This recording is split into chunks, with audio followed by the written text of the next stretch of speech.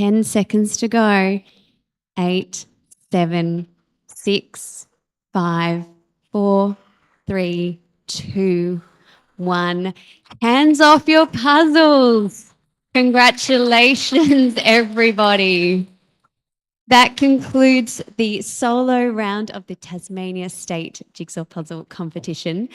For those who are still on the floor, please raise your hands for a volunteer to come around and do the count of the remaining pieces. That will determine your ranking. So our busy volunteers will get those done very quickly. And we'll just give about a minute for those volunteers to go around and do that task. Then we'll be inviting everybody back into the hall just very shortly.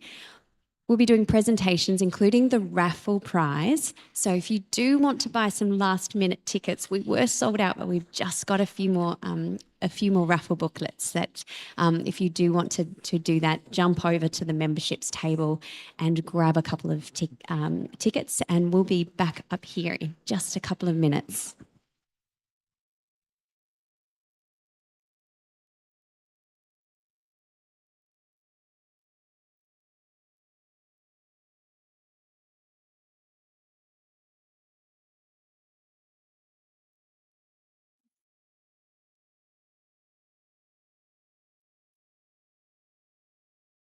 Doesn't love circle.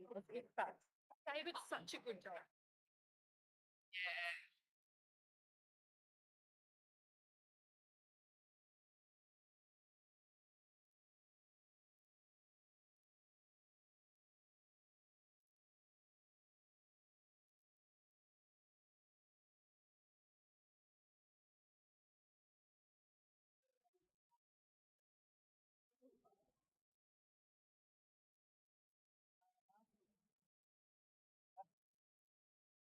Yeah, she's over there.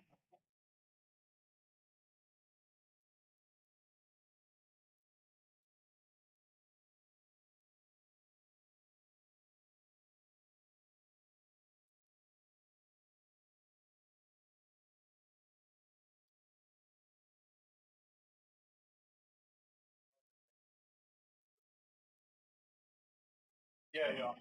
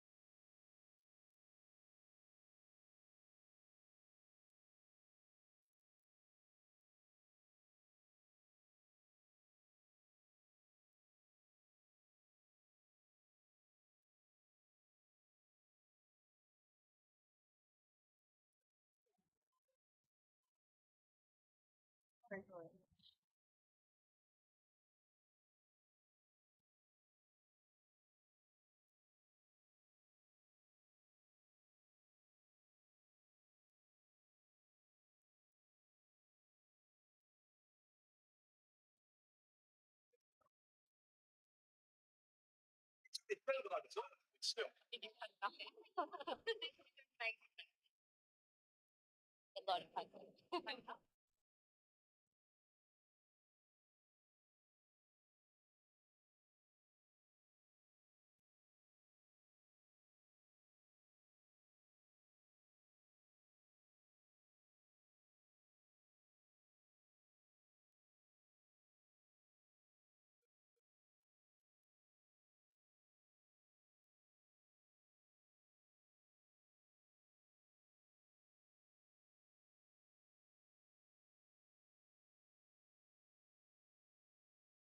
I get everyone into the room now.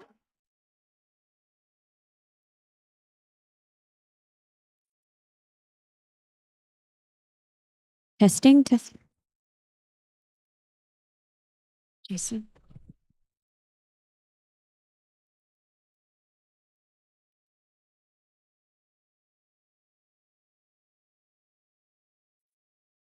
Mike.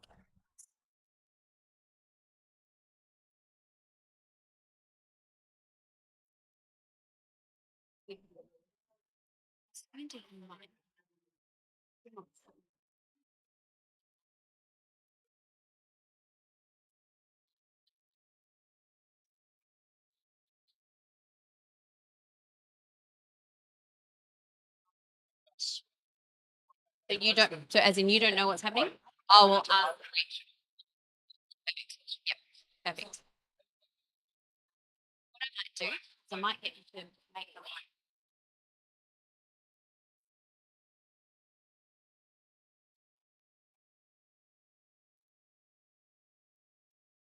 I'd like to invite everyone, everyone into the auditorium now so that we can get the prize and prize ceremonies underway.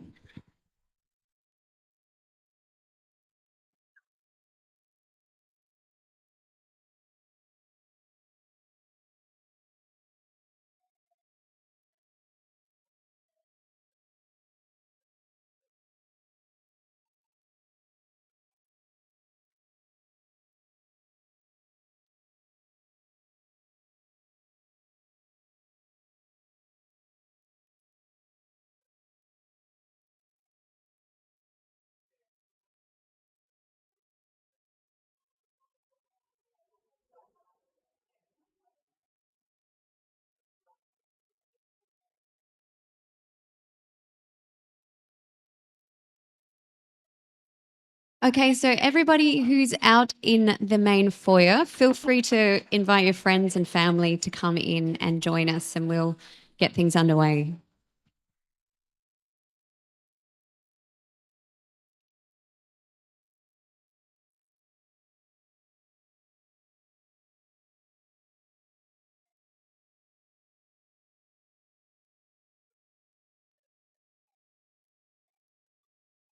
Great, I can see people slowly piling in, which is good. Come up to the front. Feel free to come up and take up space. We've got lots of room up the front.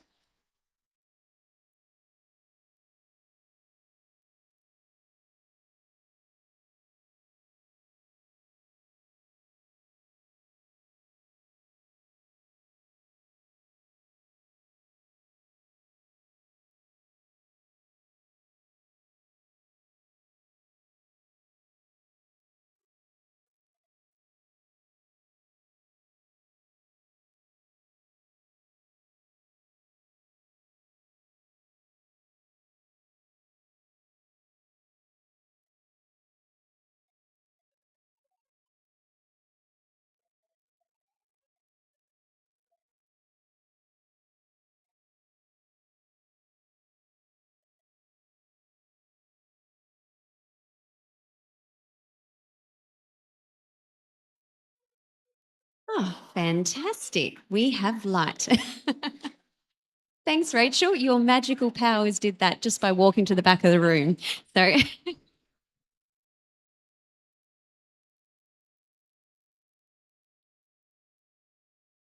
then I can see a raffle bag coming all the way here. Fabulous.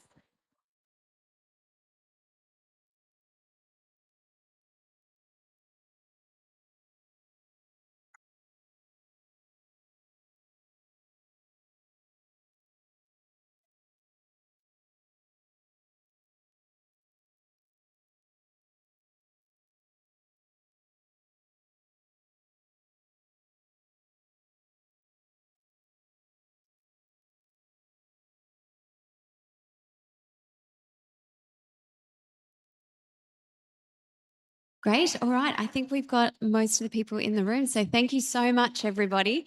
I hope you really enjoyed the solos division. That was a remarkable competition and some really amazing times, some amazing talent, and quite a few unexpected results, which is absolutely wonderful.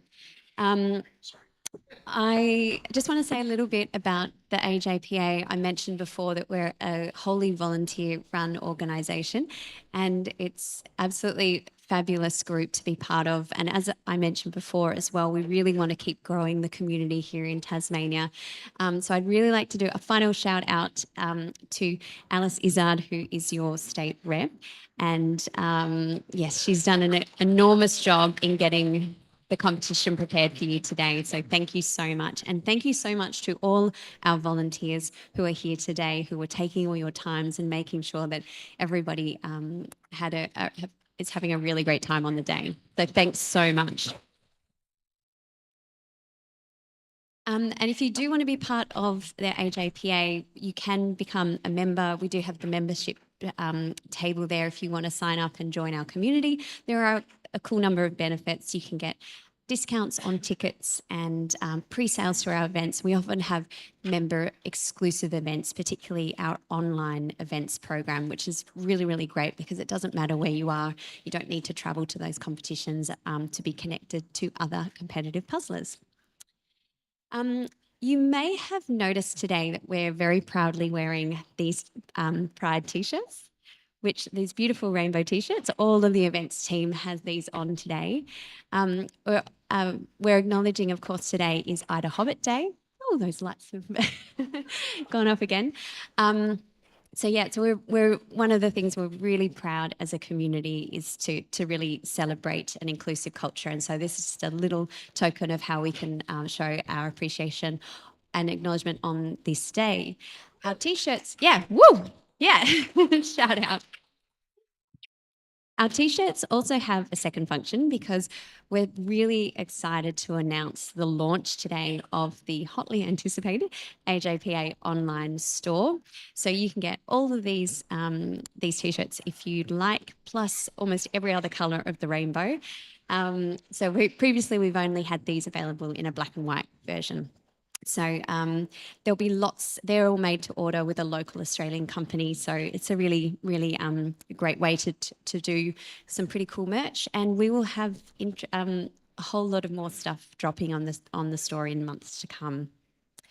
All right, I'm going to get to the raffle now. So thank you so much for supporting the raffle. That was amazing. We were not anticipating selling out all the tickets. So we do have 4 prizes. So I'm going to get Ellie, my trusty assistant Ellie, who's been looking after our volunteers today. I'll get Ellie to pick out. So we do have 4 prizes for people to choose from, either the 2,000, 1,500, the 500 and 1,000 piece together, or a $35 gift voucher for our new store. So the first name to be drawn is the one. Excellent. Who's it, Ellie? It is A69, Rebecca Byfield. Is Re- Blue A69. Oh, she's coming. Great. Congratulations. Fantastic. Congratulations, Rebecca. You can come up and choose any of these prizes. Fabulous. Now be very careful of these steps. We've got some nice bright orange. Excellent. Take your pick. Excellent.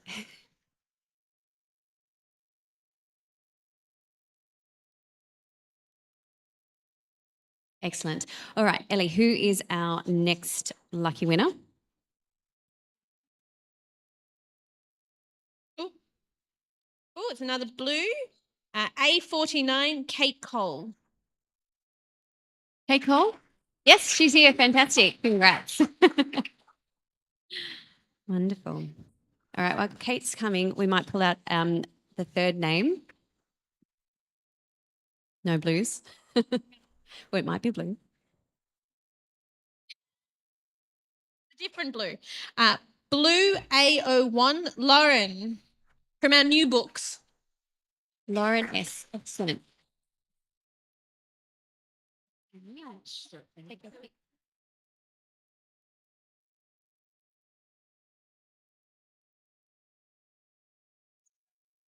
Excellent.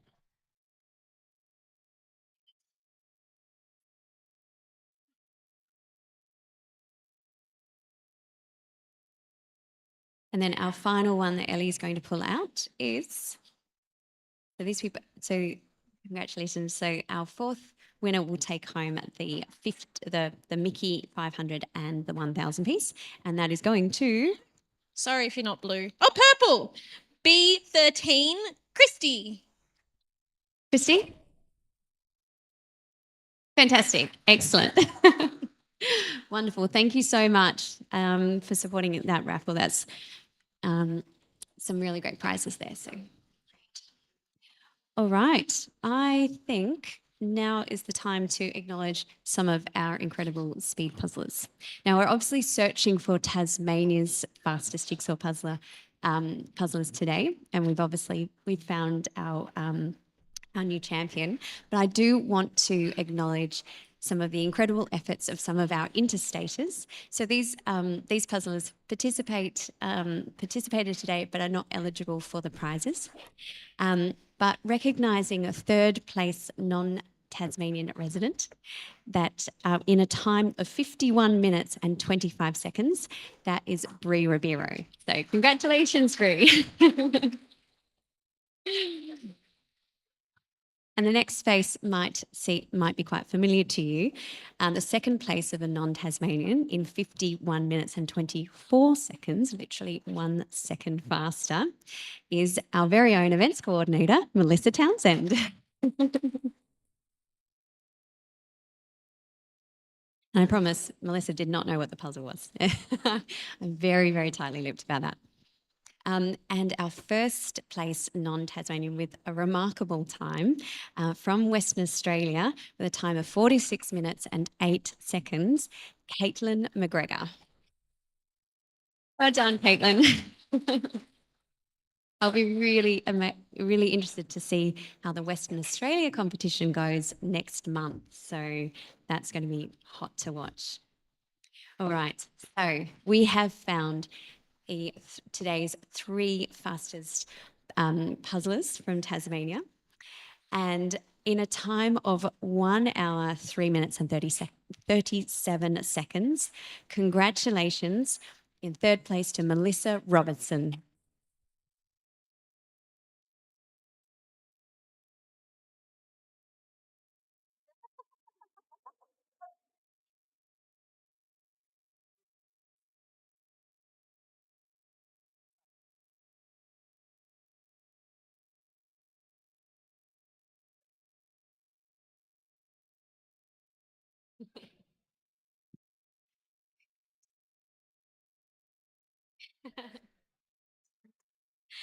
All right. In second place with a time of 1 hour, 3 minutes and 5 seconds, we have Marion Kennedy. Congratulations, Marion.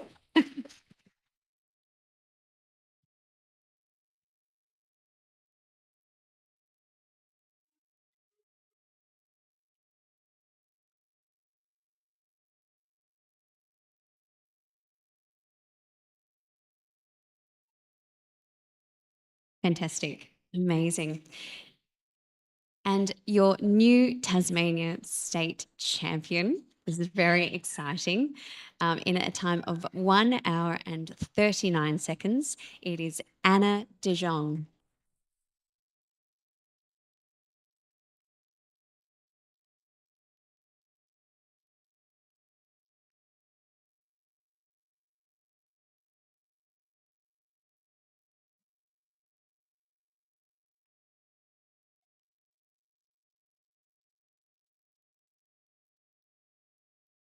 Fantastic. Well, that concludes our podium ceremony for the Solos division.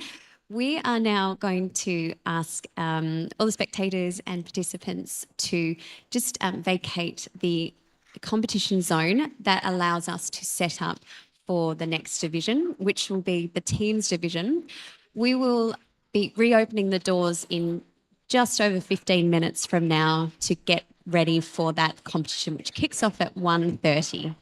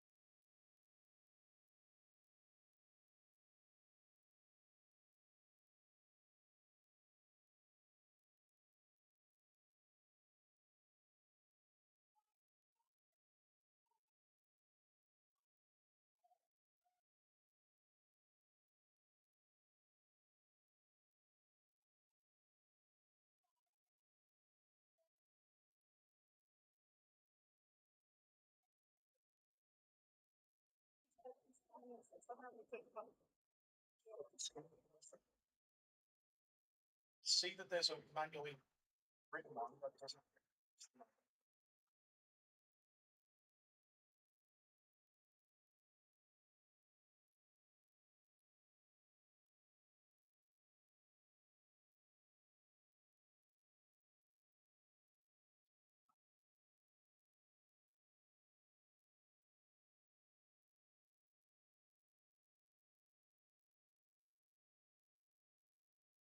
Okay, the very end, right? That makes sense.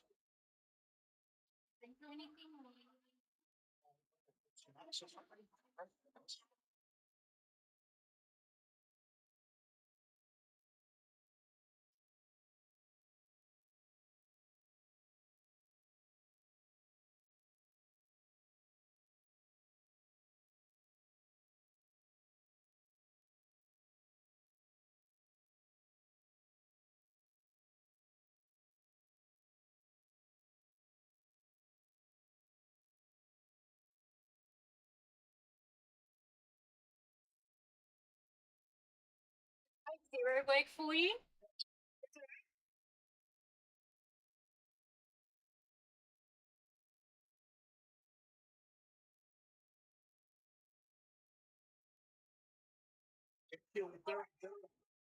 Couldn't be taking 35. They were never taking.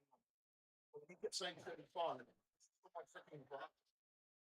But they don't get a table number. Table number allocation is before the event. If you come later, you don't have a number, you've just got a name. They won't, yeah.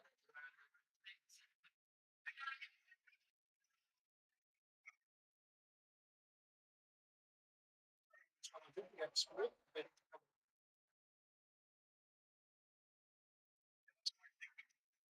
yeah, it doesn't have to be a today thing, because the escort was taking a day or two ago, okay? It's all right, because you've written the table on, I'll fix it up in the system. I don't need the word that I'm fixing something in the table.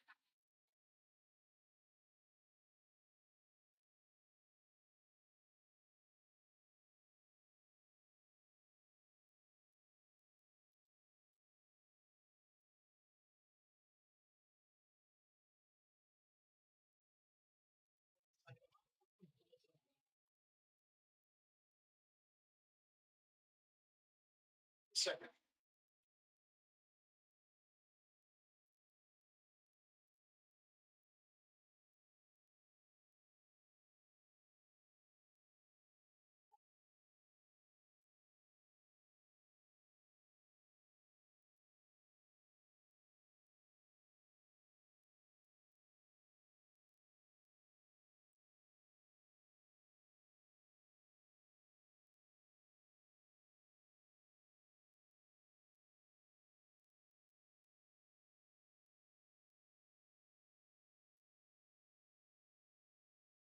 $73.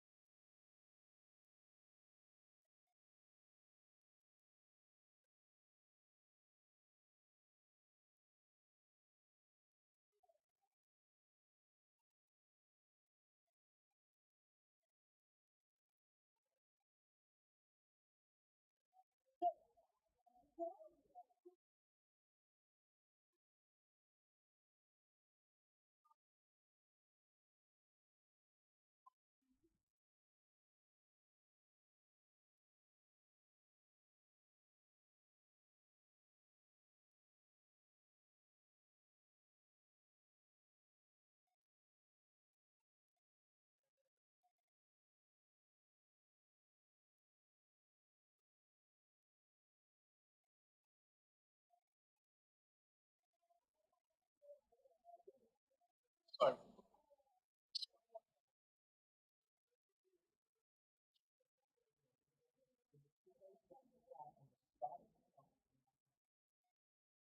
I'm just thinking this time around.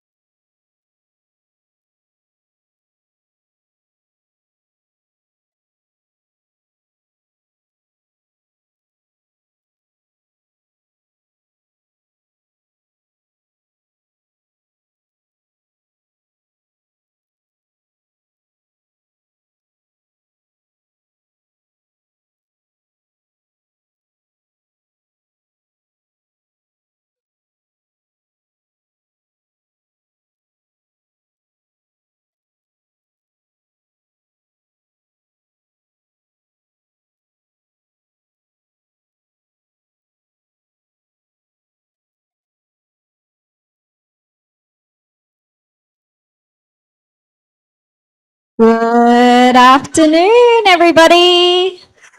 Welcome to the teams division of the Tasmanian State Jigsaw Puzzle Competition. Do we have all of our teams? I think I can see one empty table, but everyone else seems to be here. Oh no, there's a couple. That's all right. So I'm just going to get started, do a quick welcome. So for those of you who joined us this morning, welcome back. For those of you who are joining us for the first time today, welcome. This state competition is brought to you by the Australian Jigsaw Puzzle Association. They put on all the state comps, the national comp, and this is our second state comp for the year. So that's super exciting. How do you all like the lanyards and QR codes? Woo! You're the first state that gets to experience those. They are reusable, so you can bring them to future competitions, any that you attend this year. We're glad you love them. The AJPA is exclusively volunteer run, so I'd like to just start by giving a really quick shout out to all the volunteers who have helped make this event a success in the lead up to today and for today as well. So let's give them a big round of applause.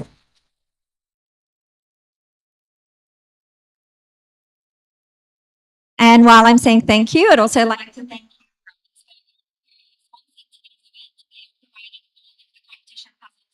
for you. They've also provided our prizes and the raffle prizes as well. There is still more raffles to be won that will be drawn during our awards presentation after this division at 3:30. There are still tickets available, so once you've finished puzzling, if you'd like to go up and buy some raffle tickets, please do so. Now, Lou mentioned at the end of the last session, but if you are new, I just want to draw attention to our beautiful shirts. Today we are wearing AJPA shirts that we've now launched an online shop. So anyone can go online. There are plenty of versions you can choose from. There's signs popped up around the place, and there's a sign on our merch table as well if you'd like to jump online and have a look at what we've got. There's plenty more stock coming as well, so keep your eyes on that. There's some really, really cool puzzle merchandise. So before we get started, I'm just going to do some on the spot prizes. And the first prize is for our best dressed team. So we've already selected, we've been browsing, and we've chosen the team that have been super creative and innovative with their costumes. So I would like to invite up the Dragon Ladies to show off their very cool costumes.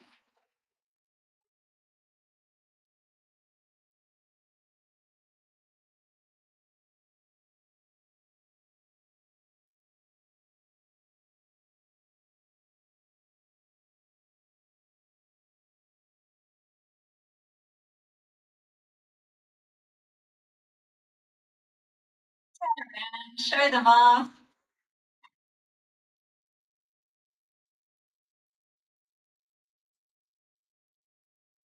Cool.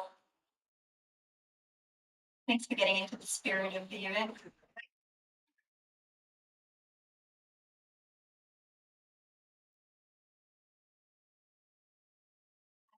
Another prize to give out to a team. So this one is for the largest age gap within your team. So that means that the biggest age gap between the youngest and the oldest member of your team. So can I ask you to be upstanding if you have an age gap of more than 20 years between your youngest and your eldest member of your team?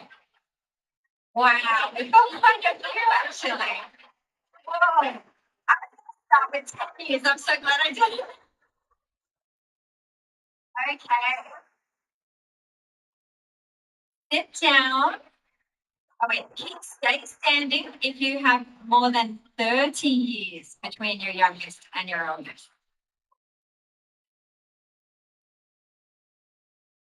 If you have more than 40 years.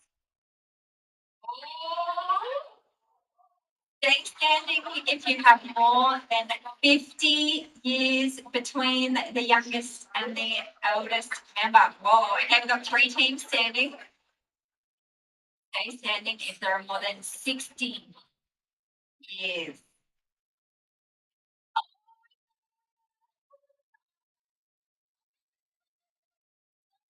Sorry. Okay. Stay standing if you have more than 70 years. Oh, both are sitting. Okay, wait. 65? No. Everyone stay standing. Okay, I'm going to count up. So we've done 60. Stay standing, 61 years. 62. 63.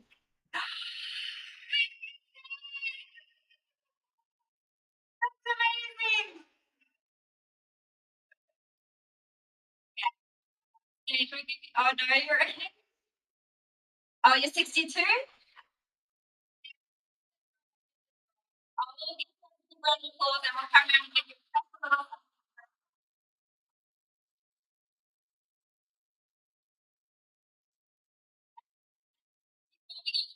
I would just like to invite Deanna because today we've got a pretty new inclusion to our event, which is the Interschool Puzzle Club. They've got a row of tables up the back there. So I'm just going to hand over to Deanna who's going to explain a little bit more about how that runs. Thank you, Mel. Firstly, I'd like to thank the Australian Jigsaw Puzzle Association for including the schools division in our state and national competitions. So Interschool Puzzle Club is a brand new wellbeing and inclusion program for schools all over Australia, primary school and high school. The kids are encouraged to work in teams of 4 and they can qualify to represent their school at these events, the state competitions. It's absolutely fabulous for kids from a mindfulness and mental health perspective, but also a developmental angle. So we are very passionate about jigsaw puzzles getting into schools and adding that added element of competition. So if anyone has a child that goes to school and you're interested or knows of any staff members at a school that might be interested, please come and see me. If I'm not inside here, I'll be at the Interschool Puzzle Club table. But spread the word. We want all schools to know that speed puzzling is really cool and really good for the kids. So for all the kids from Tasmanian schools that are here today, can we give them a round of applause?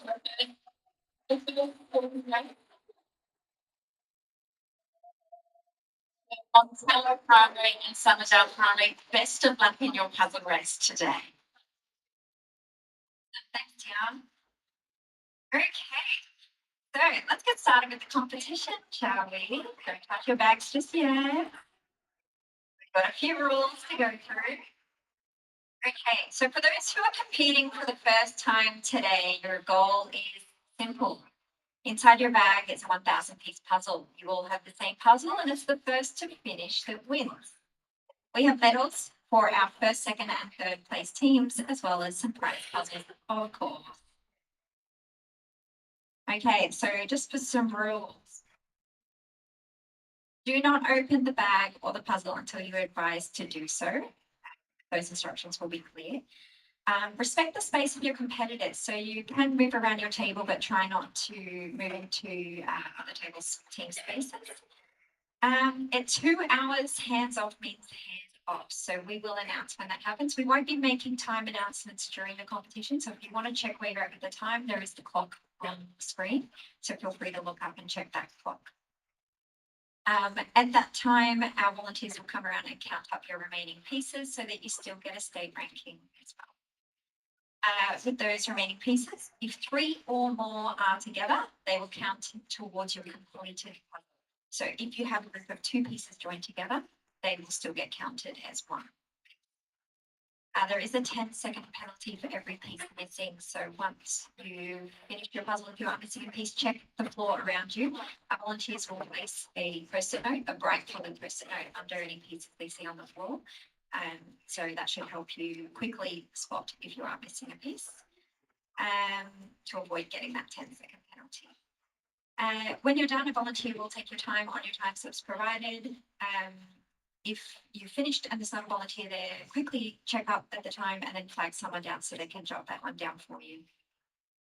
And once you've completed your puzzle, please pack up your belongings as discreetly as possible. You're welcome to head out to the lounge area. There is puzzle chess, there's speed puzzle, there's the AJPA memberships table, puzzle swap, etc. So you can go out and enjoy those while you wait for the other teams to finish And I think that's it. So, Tasmania, are we ready? So, oh, sorry, just really quickly. We do have cameras roving around the room today. So, is there anybody who would prefer not to appear on the cameras or live streams or photos? Can you just pop up your hands and make that known to volunteers? Oh, yep, this one. Perfect. Someone's coming over now. Awesome. Okay. So, everyone, you may take your puzzles out of the bag.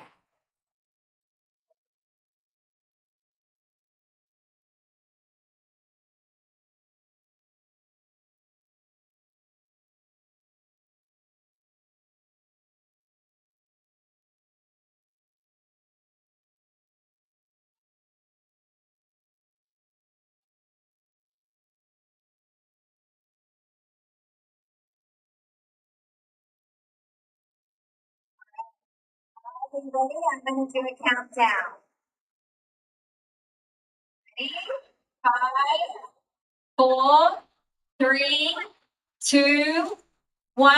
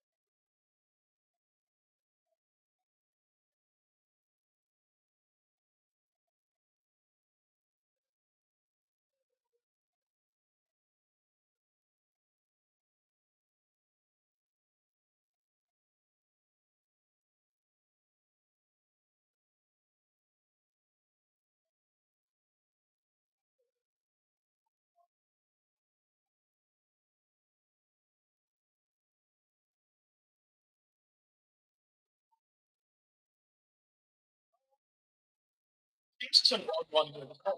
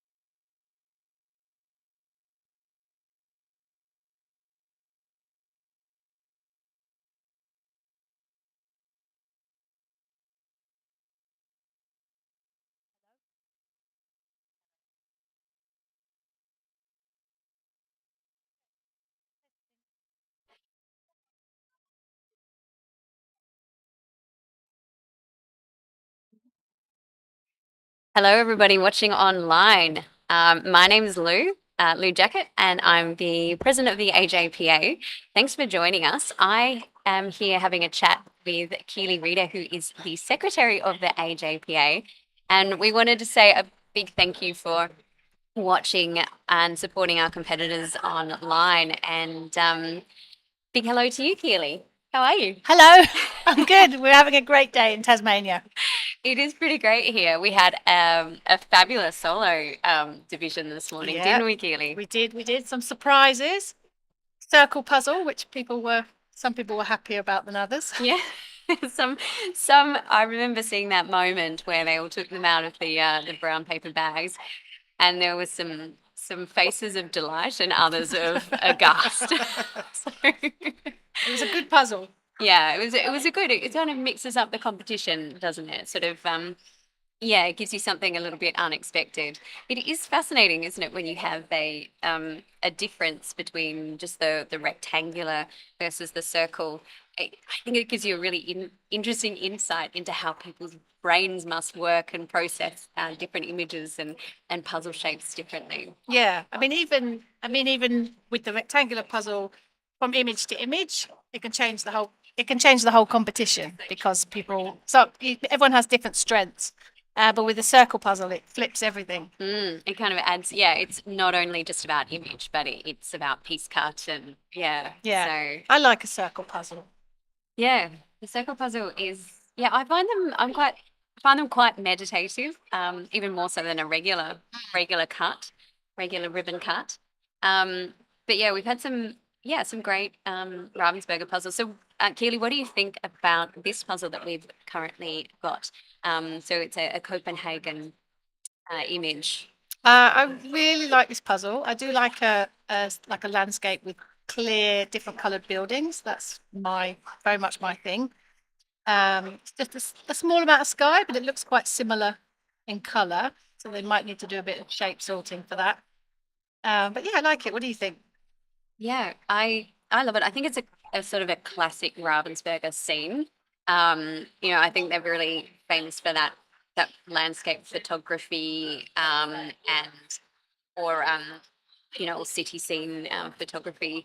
So I love the division of the buildings. I love that they're going to be, probably we'll see them emerge as one building after another, depending on how the groups separate their puzzles. But I think the windows can get a little bit confusing. That Oh yeah, the windows. Anything repetitive yeah, can be tricky. yeah.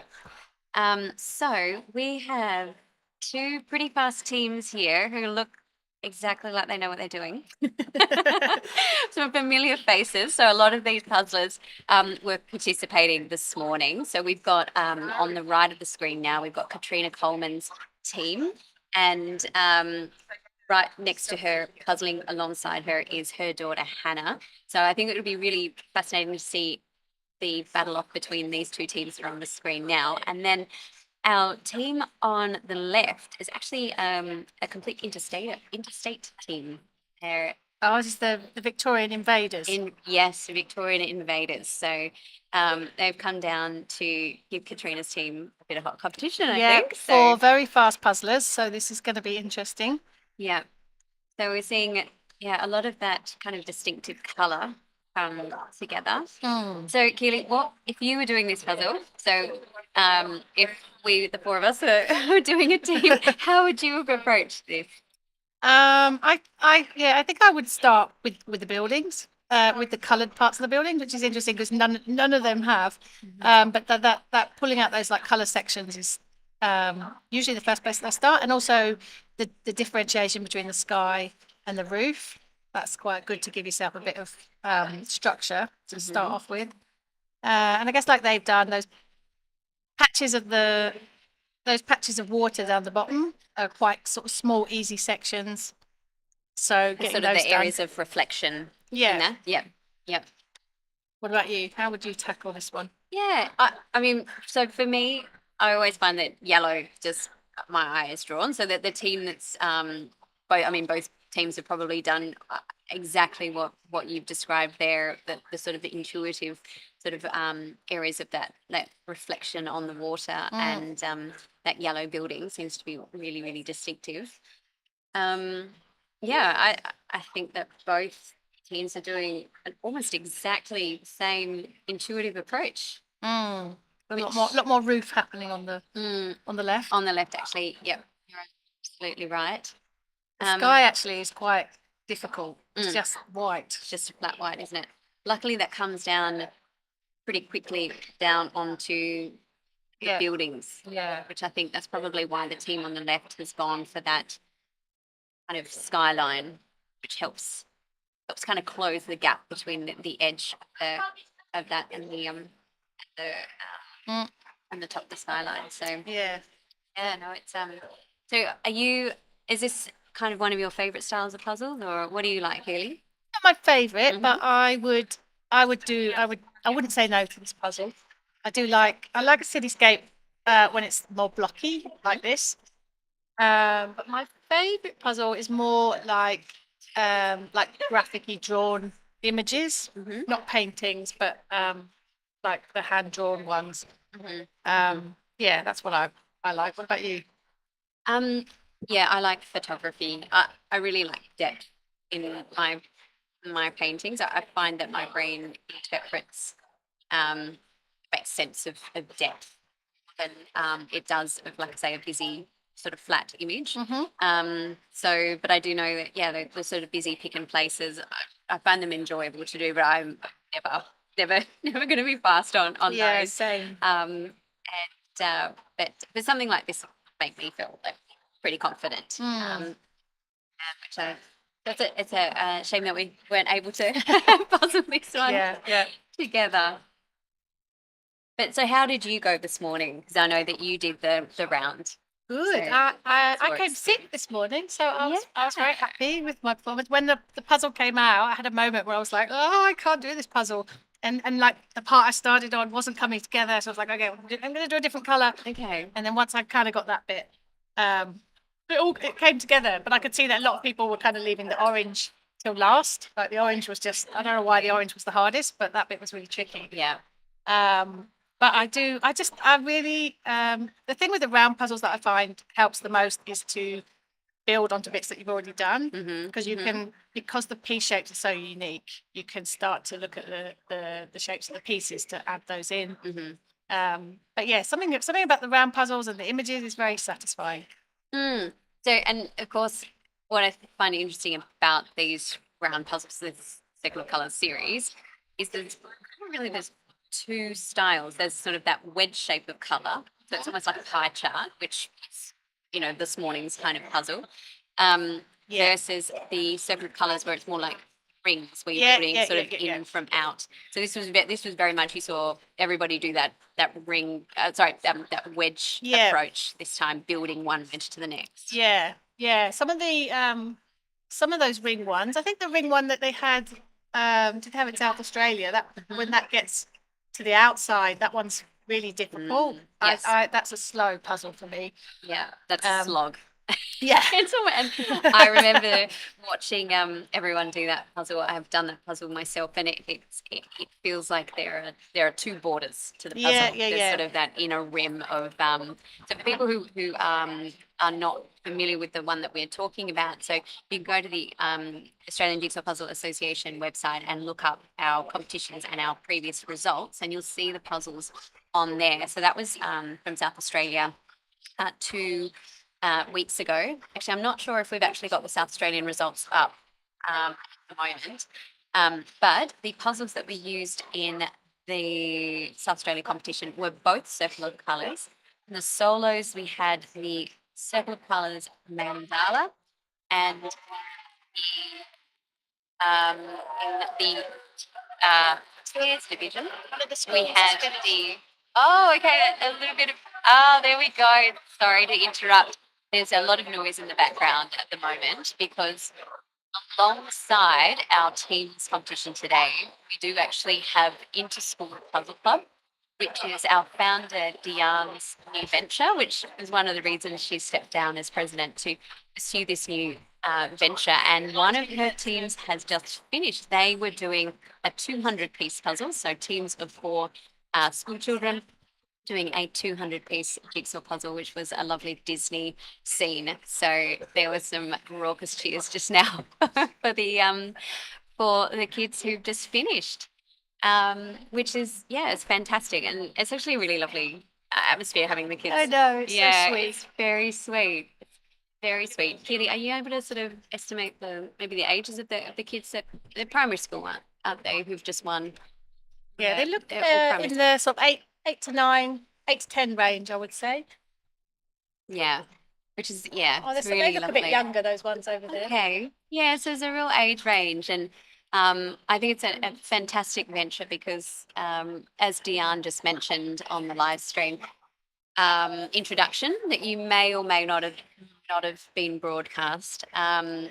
It's really very much a well-being and developmental program. The idea of getting puzzles into schools, I think, is a wonderful venture, particularly with all our digital pursuits that are, I'm sure so many children are inundated with. It's just really lovely to have this kind of analog. Yeah, particularly if you're not interested in sports, then it's a different club that you can be a part of. Still get that kind of competitive and personal achievement aspect, but without being so physical. Mind you, I do find puzzling to be quite a physical pursuit sometimes. How does your lower back? Yeah, your back, it's quite heavy. I did sit for most of my puzzle today, I must say. Yeah. What I like about the round puzzles is that you can spin them. Yes, that's so satisfying. You like flip it from the middle. Yeah. But you have to spin carefully so they don't spin off the table. Yes, absolutely. Just always careful of that space.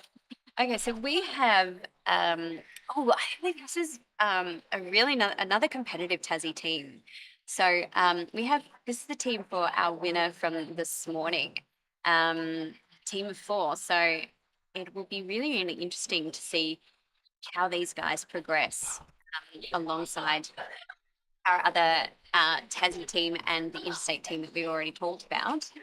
I like the way they've put their puzzle box sideways, so it reflects the same way they're building the puzzle. That is how my brain works. Ah, interesting. Interesting. I find that a real challenge. Oh, do you? Yeah, I find that I just go, it doesn't make. It's not I need compute. gravity and depth. Yeah. So that's probably really interesting, because that's why you find the more abstract and busy puzzles maybe a lot easier. For your brain. Maybe. And I find it hard to puzzle upside down. I can't flip. I need to be at the bottom end of the puzzle. Okay, things need to make sense to me. So that's So Keely and I are gearing up for participating as a pair in Worlds. So I actually think that's going to be really interesting, because it sounds like we're very complementary then. We cover kind of all bases, and I often find that pairings where you do actually have 2 quite different preferences and styles gives you more strengths. Yeah, more strengths across the more broader boxes. Absolutely. Just before, when we were interrupted by the schools division finishing, we were talking about the circle of colours in South Australia, which was the pairs, which was the Pokeball. So that was the Pokeball was the one that we were talking about, with that double inner, a sort of inner and outer border. I did the Pokeball this week just to see, and when you get to the outside bit, the bit inside's great, it's super quick, and then you get to the outside bit and it's like, It's fascinating, isn't it? It's kind of like this exponential kind of growing difficulty. In the beginning, it's just like, easy. And you start with that. I know there's a lot of pinks and purples in the center of that Pokeball. And you go, this is good. You're getting on a roll. And it's like this false sense of security. It's because you've got those multiple repeating sections. And so that's where it gets challenging, which is the same for when you've got windows or anything where it's like that piece could go anywhere within that section. Yeah, absolutely. So this team on the left, they've done the interesting approach where they've got all their pieces inside the frame, and I feel like that could come back to bite them later. I did that this morning. I had all my orange pieces in the puzzle, and then I was like, right, I actually need to take all the orange pieces out because I've got enough room for them. I watched that, and that gives me the heebie-jeebies.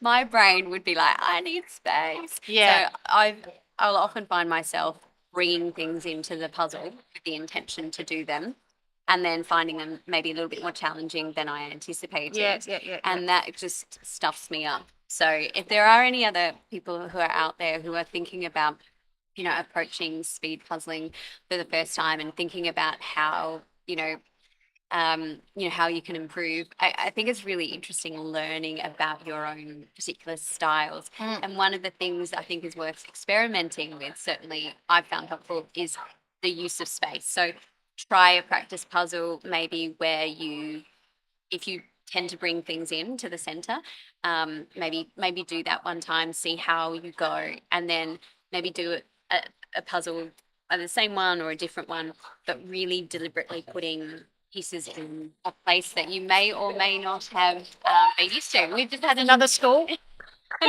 another cheer. Oh, that's so sweet. Yeah, that's very sweet. They look pretty chuffed with themselves, actually. High fives all round. They are so focused, these kids. It's amazing.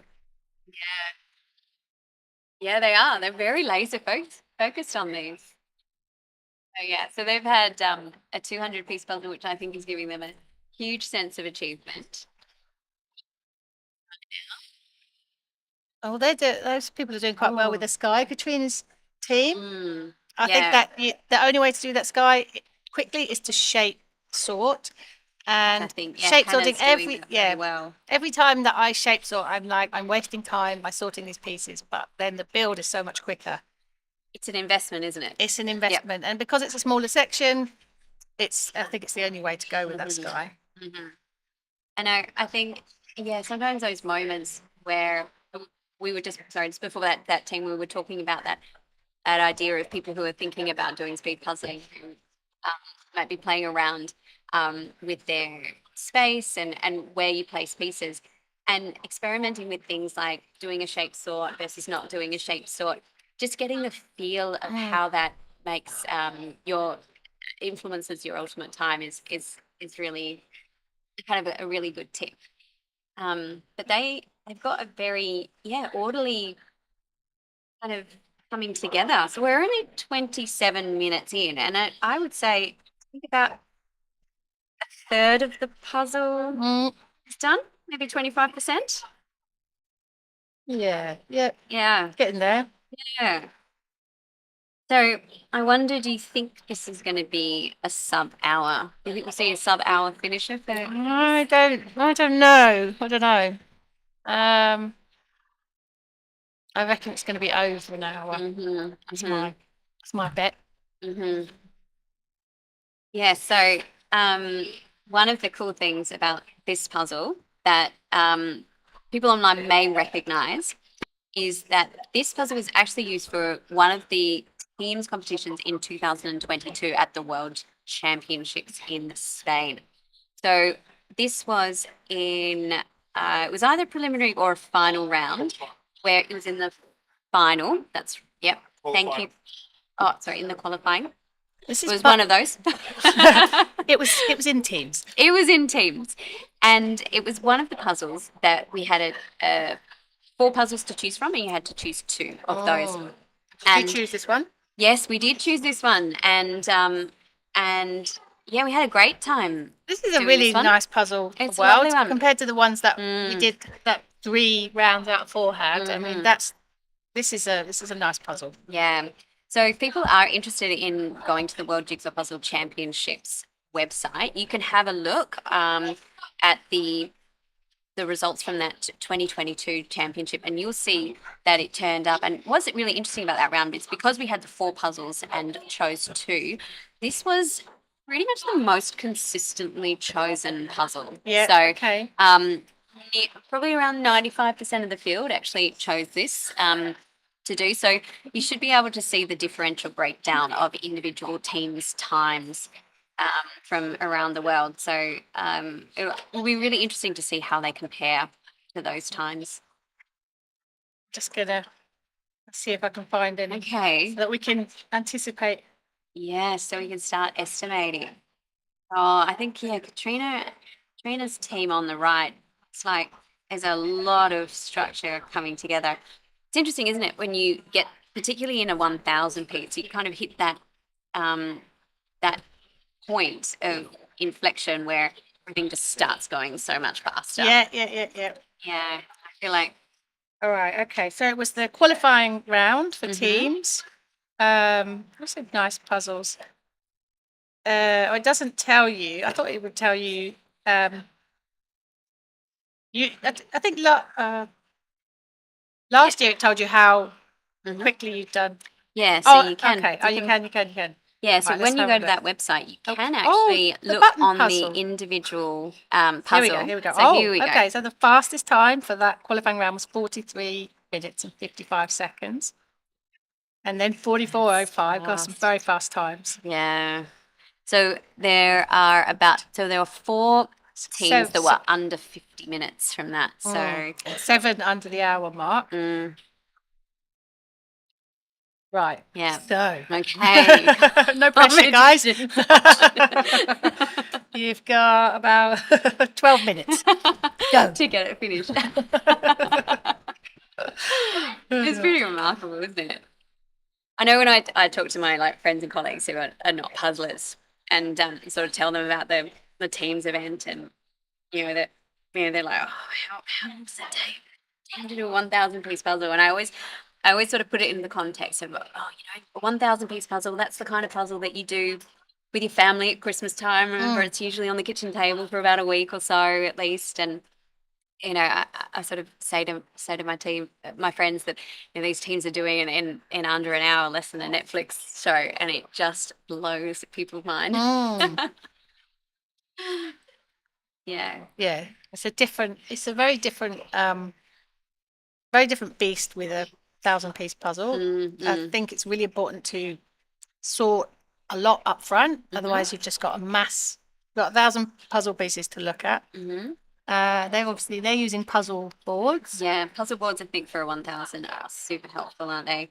Yeah, although in Worlds we didn't use them. No, that's Again, it's like they get in the way. That's but true. Yeah, if you're working on a section and you need someone to pass you a chunk of pieces, that's where it's good to have puzzle be really boards. helpful. So I've noticed just on the team on the right that the Katrina is working on the interface between the buildings, so the blue versus brown building and the blue versus red building. And so that's often a tip for new players if you're trying to work on sort of sections.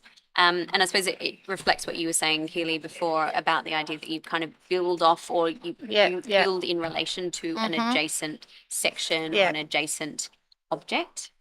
Yeah. I think when you've got blocks of colours, the temptation is just to build that block. But if you can build off of that block, depending on the puzzle, it's a lot easier. So that white sky, is that Katrina's daughter? Yes, that's Opposite Hannah. her. Yeah. Okay, so she's that's coming together. That's probably the hardest bit of the puzzle, and I imagine they're working on it as well. But yeah, it's got to be done. Yeah, it's got to be done. Someone has to do the drudgery kind of work. Yeah. just kind of somebody has to get their eye in. I do actually find it's almost like you're the sacrificial lamb. You kind of go, someone has to do it, and it may as well be. Yep, you just sort of. Up your I'll do it. I'll do it. I don't mind it as long as there's not too many pieces. And once I've shape sorted, then I'm good. It reminds me of the Rockefeller Christmas tree puzzle that we had at WA. Because I'd done that puzzle before, I knew that the only way to do the tree was to shape sort. And so everybody kind of speeded through that puzzle, and then they got to the tree, and everyone was there like trying to place the pieces like bang, bang, bang, bang, bang, like. And a lot of people didn't shape sort. And it's like that because it feels like you're wasting time sorting the pieces. But with a small section like that where it's all the same, I think it's, like you said, it's an investment. You have to stop, sort, and then you can start putting your pieces in more easily. Yeah. And it's interesting, isn't it? When you have done a puzzle for the first time, you know where the sticking points are going to be. Yeah. And that means that, it's a reason why the dream is to really have, an unknown puzzle for all puzzlers in the competition, which is obviously something that is starting to happen for certain competitions around the world. That's something we'd love to make happen here in Australia. Yeah. And we're really grateful to Ravensburger for working with us and other puzzling groups around the world to see if we can make that happen for as many puzzles as we can. Yeah. Yeah, it's good to have a level playing field. Yeah, this one is certainly coming together. So interesting that the team on the left have got a completely different approach where they've got sort of a divided puzzle. Oh, yeah. With elements that are clearly going to come. So they've gone incredibly sectional. There's a whole chunk of blue happening at sky, completely Yeah. separate from the rest of the And puzzle. it's so it's actually really hard to gauge how those guys are going. Obviously, we're a little bit off screen as well. But It's gonna be hard to bring that puzzle together. yeah, I wonder how they are going to do that. Sometimes when it's like that, you have to move loads of pieces to then move things in, and it's not easy. Yeah.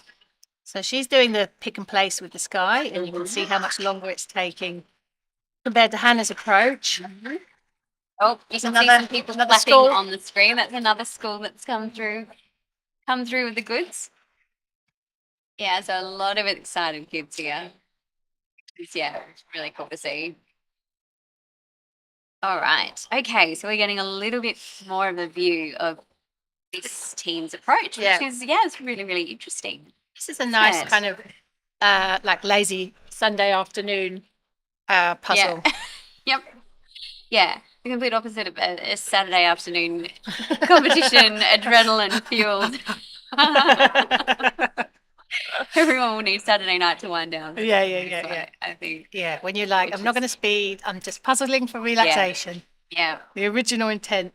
So, Keely, you're our secretary for the Australian Jigsaw Puzzle Association, and so how long have you been doing that for us, and how did you get involved?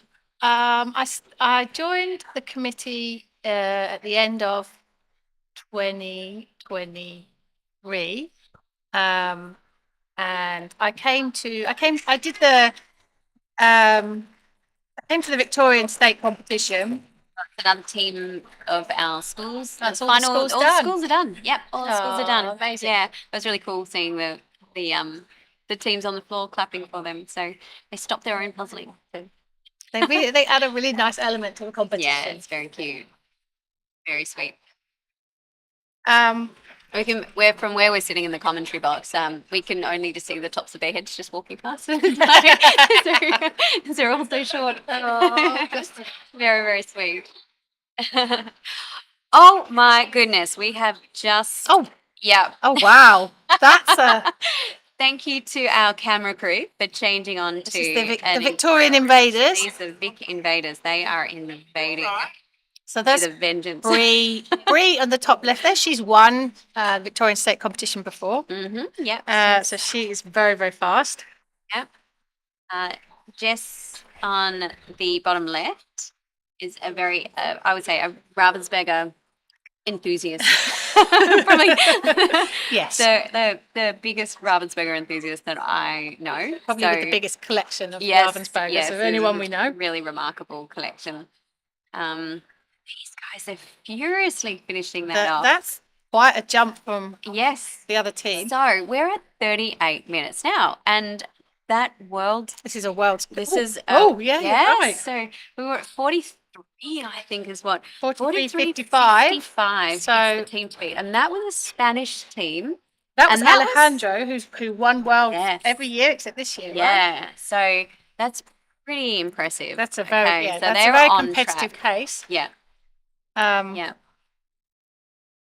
Wow. yeah, they are achieving a very high piece per minute right now. But they're an interstate team, so they won't place. They'll get a shout out, Yep. but they won't get an official ranking. Yeah. They're working. So are these guys really well competing together at Vic as well? I think they are, and I do think they are potentially on their way to Worlds. So I think this is a training run potentially for them, which is pretty exciting for Australia if we have a team of this caliber. Yeah.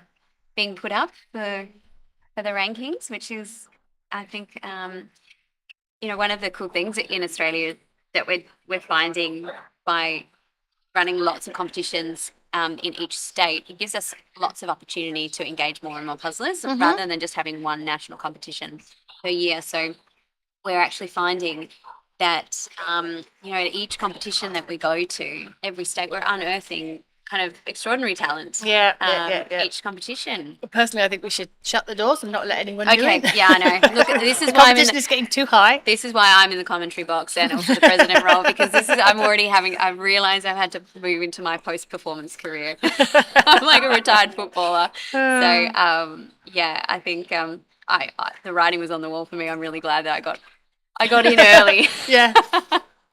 I'm never gonna. I don't think I'm ever gonna make the world's final for solos unless some like miracle happens. Rihanna tells me it's all mindset, so I'm going with that this year.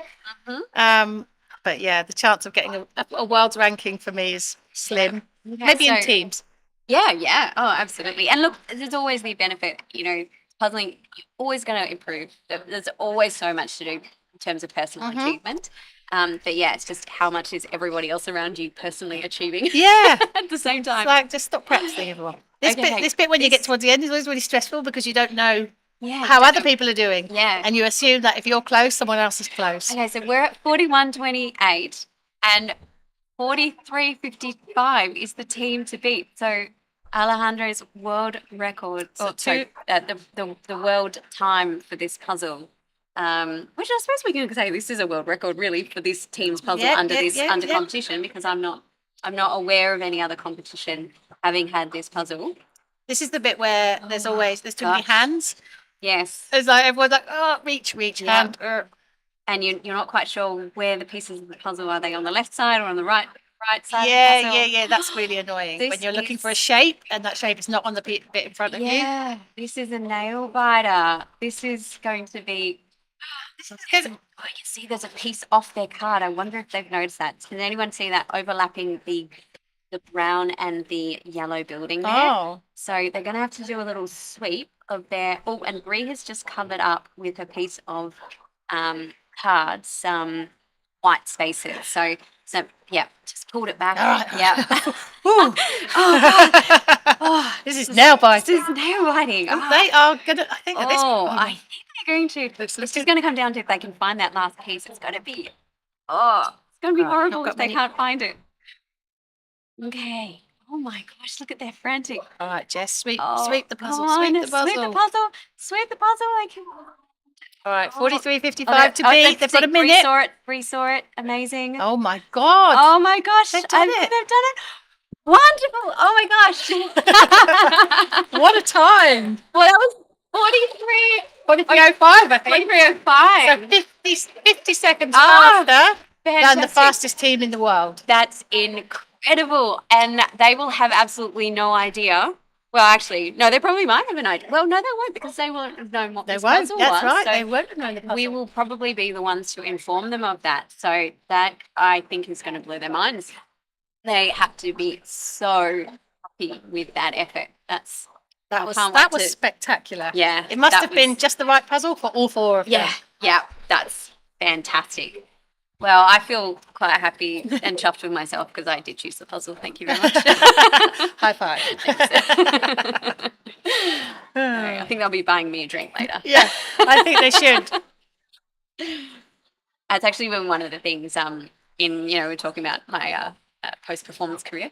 Yes. Choosing the puzzle has been, it's a great joy, actually. Yeah, it's a lot of fun. Yeah. And I think the fact that you're an experienced speed puzzler really helps. But you have to kind of hold that thing in your mind of like, not everybody likes the same puzzles as me. Yeah. But you need something that people can complete within the time, right? I mean, it's not such a big deal for us. It's 2.5 hours for solo, but I mean, at Worlds, it's an hour and a quarter, isn't it, the final? So if they pick a hard puzzle, it's not a good feeling when a lot of people don't finish the puzzle. Yeah, absolutely. Now, the puzzle this morning is certainly not a strength of mine. While I quite enjoy it. What do you think you would have done this morning? Oh, so I timed myself on that puzzle last week for the first time. So I did 1 hour and 4 minutes. So okay, yeah. That's Not too bad. Yeah, it's not too bad for me. It's nowhere near. Was that the first an time you've done amazing- that puzzle? Yeah, that was Okay, my first that's time. a pretty good first time. I was just wanting to make sure that it's nice to sort of to test them out. I think just sort of before they hit competition. I've definitely done a lot of the other circle puzzles a lot faster. Yeah. But yeah, I was pretty chuffed with that. But that's not at all a strength of mine. This kind of puzzle is much more up my alley. Yeah. I This don't would be know. a lovely in a 500 to do. Yeah, I would wouldn't it? love to do that. I feel like this puzzle is like it's harder than it looks. Mm-hmm. Yeah, it's sort of like the colours are maybe not as bright as you might imagine they would be Yeah. on the box. Yeah, and because you've got those like that repetition of the windows, like that the brown bit, got 2 rows of the same windows. That's a bit more challenging. The blue one's a bit easier because all the windows are different. And there's a few dark sections to fill in. But yeah, it's a good puzzle. Good choice. Good competition.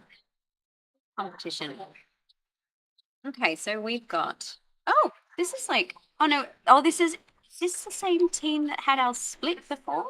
Or I is don't this think we've seen this team on the okay. right. But they're taking an approach similar to what we were talking about before with that split. Sort Yeah, of part of the okay. puzzle. You see, it's sort of a little bit obscured off. It's a kind of it's an easier way to work on the table Mm, rather than everybody reaching to one side. yeah. Oh, interesting how they got all the pieces running down the middle. That's Yeah. it's an unusual approach. Yeah. Again, it's just so interesting to me how many approaches there are, not only to solos, but yeah, in teams. I really did think that there would be this kind of one superior method that would emerge. Yeah. For the I gold think standard. I thought there would be just this one kind of like golden way to train your brain or do it in a particular order. And I'm always surprised just how kind of random, well, not random, they're obviously systematized approaches for the individual puzzler or the individuals in the team. Quite a deliberate choice of how to approach, but it's just reflective of how many different, I suppose, types of minds there are out there. Isn't Yeah, but it's also the type of puzzle, right? Different puzzles it? are faster to puzzle with different approaches, and if you make the wrong choice, it can cost you. Yeah. And so I guess that's part of when you practice, you get more of a feel for, okay, this is the best way for me to approach this puzzle. Because you can knock a lot of time off a puzzle just by doing it different bits first. Yeah, there's your own style, and then there's like, oh, what's best for this particular puzzle? How has your sort of general puzzling approach and sort of skill set evolved from when you first started speed puzzling? Well, that's a good question. Thank Before speed puzzling, I only ever puzzled from the box. That like relaxing thing where you kind of pull your fingers through the pieces. Yeah. I wouldn't. Is that like quite a tactile kind of thing? think- Like you yeah, I think quite like so. that? Okay, Yeah. like stroking the things. Yeah. And the noise. It's like it's a part of right, the meditation. Oh, speaking of noise, Yeah. I love that moment, particularly in the solos, where like first sort of like 3-4 minutes of the competition, where it's like pure silence apart from all the flip. It's just, I love it. It's just great. It's so cool. Yeah. If you Unless puzzle with everyone's still headphones, flipping. if you When puzzle you're with not. headphones, you don't hear it. But if you are either spectating or puzzling without headphones, it's like this. Yeah. I like the bit where sometimes when it's like it's a puzzle that people aren't that keen on, and then everyone opens the bag and you hear this collective like, oh. It's like, sorry. Yeah, I think we had about. I think it cancelled like half the room this morning with the circle. I think half the room did a sigh, and then the other half were like really gleeful. So I think it cancelled it out. It's just kind of like low hum. Yeah. It's like you can practice all the Ravensburgers and get really, really skilled. But if you haven't practiced circles, Yeah. because I think circles appeared at World's First for you guys, right? And They everybody was did. very thrown because they Yeah. weren't in Australia. Yeah. And the P shapes are so different and the approach is so different. Yeah. Whereas I remember doing, I did a lot. My grandma had a lot of round puzzles, Oh, so right, okay. But the I don't know if they were Ravensburger, but the shape was different. Like the middle, instead of that one piece in the middle, you'd have 4 bits in the middle that would all connect together, and then you would build up from there. But yeah, I've got early experience with round puzzles. Yeah. Oh, there you go. You had a Yeah, but I home wasn't ground at advantage. Worlds, unfortunately, to So, display yeah. my competitive advantage. Yeah. Well, I think it was quite interesting that they did appear at Worlds, and then I think everyone spent 2024 thinking, oh, when are they going to turn up? And yeah, they didn't. No. So Yeah. and then I think everyone thought, oh, we're in the clear. We'll never get around. Yeah. 2 weeks ago, I think everyone was a little bit shocked at South Australia, and then they were not expecting them again. Yeah. In Tasmania. So it's nice to throw a little bit of. I think we've a had spanner in the works. very good puzzles so far this year.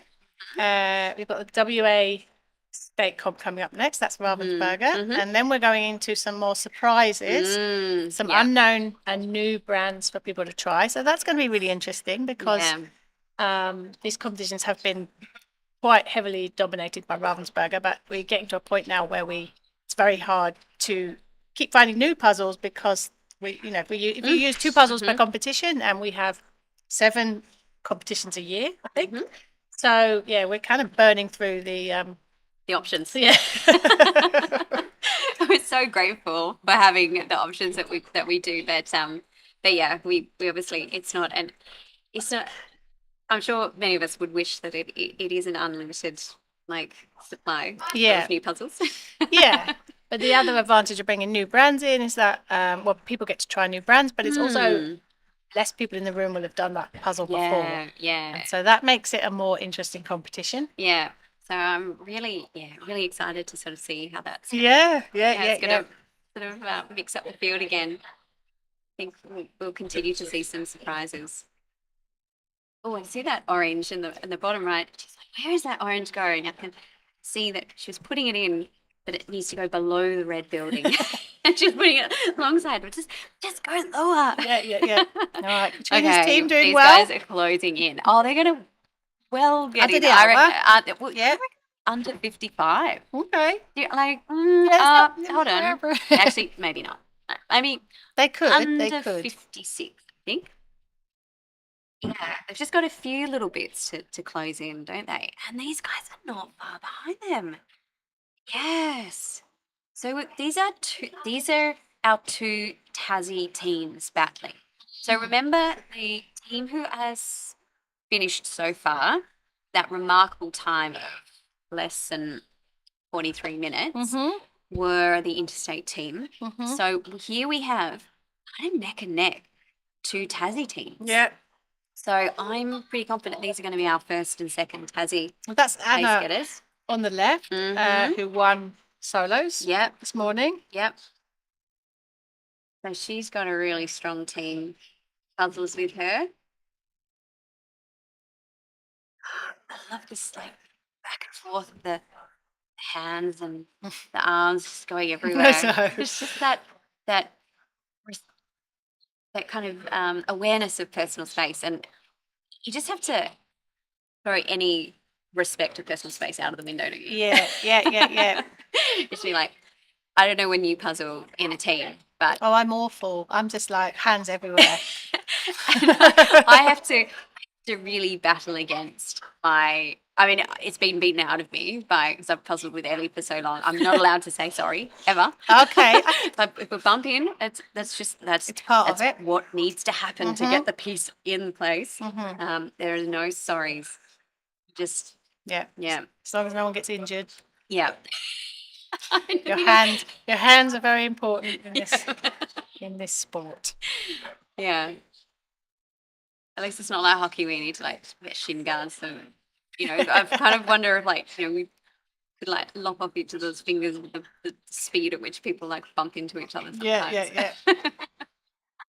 Well, that black section, you can see there's a couple of people who are focused in each of these teams on that kind of black section, which is down, so either side.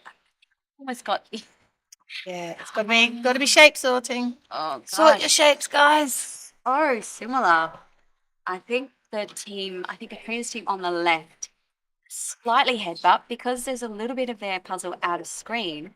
A little bit difficult for us to know what's left over in terms of total number of piece count maybe missing. They seem to have most of the building done, whereas they've still got a little stretch of building. Yeah. Very fast. Yeah, okay, so we're not going to make my prediction of under 56 minutes. Sorry, that was a little bit ambitious. A little bit too eager there. Yeah, because once you get to those same colour sections, it's quite slow going. Yeah. Bit of a slog. Yeah, it's the bit of the puzzle that isn't fun. But satisfying when you've done it. Yeah. So true. I love watching Katrina's like so deliberate with her piece placement, and it's just between individual pieces, just picking up the next. Yes. That she's just in her element now. I do know she likes photography. She loves the Ravensburger rectangle sort of ribbon cut. So I imagine she's really in this is her personal element. Her thing. I realised recently that sometimes when I puzzle, you know how when you put the piece in, you get the dopamine thing, and then you give it a little tap. And I'm kind of like, I need to stop doing that speed puzzling because that's costing me time. Yes, I do the same thing. I put it in, tap, and I'm like, it's like I'm doing like Morse code or something. Yeah. Like, Got that one in? You've got that one in? It's like, stop tapping and pick up another piece. That's like 2 minutes of your puzzle time. Yeah, it's like wasted energy. Time and energy. It's just enjoying that self-satisfaction. I know. It's like, just don't do that at the end. Yeah. And I'm really terrible for I clap when other people finish, which I mean just makes me a good sport, hopefully. But it doesn't help me when it comes to the adding to my speed times. Yeah. Don't be doing that at Worlds. Yeah. Oh, here we go. Nail biter. All right, we're gonna have we've got our Tasmanian champions. This is our here. Tasmanian champions. Under an hour. Yeah. Go guys. Oh, really so decisively exciting. under the hour, which is pretty cool for a 1,000 piece puzzle. Katrina's is quite famous in Launceston. She's been on the radio a bit this week, and so her ears have been burning when people have been talking about it. So she'll be stoked with this. Look, just let Katrina do it. She's the fastest. Yeah. Everyone get out of the way. Yeah, everyone get out of the way. That's all right. Everyone else is out of the way apart from Hannah, her daughter. I'm sure they're allowed. That's allowable. They know how. Oh, well done. Woo! Yeah, well done, guys. I got this this image of Katrina at home with her daughter, hardcore training sessions, faster. She cracks the whip on the training. No dinner for you. You don't get the pieces in under an hour. Oh, she'll be really happy with that. I think that was some. That's a very good result for them. I'm very close behind these guys. Yeah. These guys are a decisive second. And it'll be interesting though to see because we're not really sure about where third place is just by watching on the video. Where we are at, Keely and I don't actually have a particularly good view of the. We're looking at the same thing that you are. Yes, we're relying completely on the camera, which is so mesmerising. Just being up close and watching. Just love the graphics along the bottom of the screen as well. Yes, so Jason's cute. done a great job there. Isn't he? Those little puzzle people become our little mascots. Sailing away. Yep. sailing away from Tasmania by the looks of it. Yeah. Yeah. I think they Sailing are. towards Tasmania. Yeah, it should be. Yeah, going the other direction. Oh, my gosh! It's just that last little back area of black, isn't it? Oh my God, just cracked the hour. Cracked the. Yep. Oh my God. Oh, So well close. done. That was 1 hour and 4 seconds. It's just over. Oh, that's great. High fives all round. The jigsaws. The Good name. jigsaws. That's so cute. Yeah. I love this I look moment at the where they'll- glasses, yeah. Yeah, they'll sit back and just like, oh, Yeah, Moment you of- remember to breathe again, don't you? Like, oh, yeah. oh, big hugs. They're so happy, so proud. That's, yeah, amazing. It's really nice seeing the image up front, isn't it? It's really, really punchy, some of those colours. Yeah. I think, yeah, it's just that there's enough sections to break off with that make it a really nice puzzle to do. Yeah, yeah. I think, yeah, and it came together like very kind of similarly. So, Yeah. yeah. It'd be nice. Hopefully, we can maybe capture some of the individuals from the winning Tasmanian team as they come off the floor. So we will try to do that for everyone so that we can chat to them and see what they thought of the puzzle. Mm-hmm. Should be able to find them soon. The atmosphere's pretty cool here, isn't it? We've still got a I lot like of it. people. The teams and pairs is always a good vibe, isn't it? Yeah, Less heavy than Yeah. the solos, which is very competitive. yeah. So it's going to be very Stressful. stressful. Who knew? Who knew? That's so funny, isn't it? It's just, the whole idea of a puzzle, I would say prior to about 2021 in most people's mind was it's just a relaxation thing. Yeah. And even people who were doing them fast were just sort of accidentally doing them fast. Yeah. This privacy of their own home. And, I think most people just when they were fast, they were just like, oh, that's great. The benefit is I just get to do more relaxation style puzzles per week than most people. Yeah. And then it just really emerged that speed puzzling, was a thing. And it's really taken off during and since COVID. But before then, historically, it has actually been a fairly well-established hobby or activity.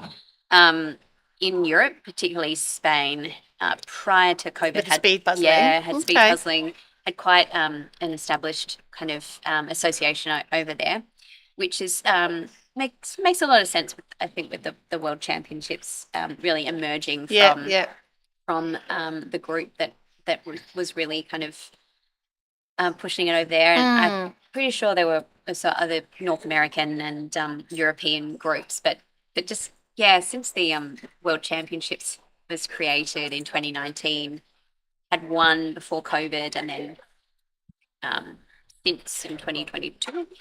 Okay, so that's the one DL went to, and then came back and set up the AJPA. I think that's just really launched this kind of more coordinated explosion of jigsaw puzzling, and so I suppose as a result of that competition, a lot more associations have there's sprung loads up. now. Yeah, and it's really cool. Like we've actually just been I've been contacted by a few other country associations that are just getting started. I know over the history of AJPA, Diane has supported a lot of different countries to get their own jigsaw puzzling groups up and running. I know that the Malaysian Association has just recently established, and they are preparing for potentially a Malaysian national championship. So we're in talks with them, giving them some advice. They might be coming to visit our Western Australia competition. I'm really, that'd really be an easy one for them to get to. Sort of more on their side of the world in terms of Australian destinations. So. Yeah, I think it's really nice to see all the different associations being able to support each other, and there's a lot of exchange of ideas. which I think is going to help all of our associations grow. And do you think we're going to get it up in the Olympics anytime soon? Well, we had breakdancing. We had breakdancing. That put Australia on the map. Maybe we'd like to be on the map for different reasons. Yeah. It's I remember the first event that I went to. I don't think I'd ever done a 500-piece puzzle when I went to that event, and I was shocked at how stressful it was. Like I wasn't expecting to be so much adrenaline. I thought I was just going to go and like have a laugh doing this puzzle, but then you're in a room with all these people, and it was like, but that's what makes it fun. Yeah. And I mean, that must have so that took you by surprise how competitive you were, because you're a fabulous puzzler. Yeah, it did, because I went. It was on my birthday, and it was really random. It was like, oh, what better way to spend your birthday than doing a puzzle? Oh, cool. I rocked up, did my puzzle, and then I left. And I was like, yeah, that's good. Fabulous.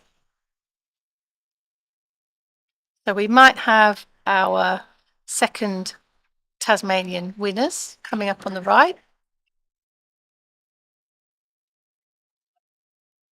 And then on the left, we've got some shape sorting for the sky. That's good to see. But I think look like she's doing her shape sorting. But I mean, well, obviously we can't see all the puzzlers, but that team on the right is looking pretty strong. Also, following the same formula, sky buildings, and then that dark section for last, because those dark sections are easier when you've got some framing.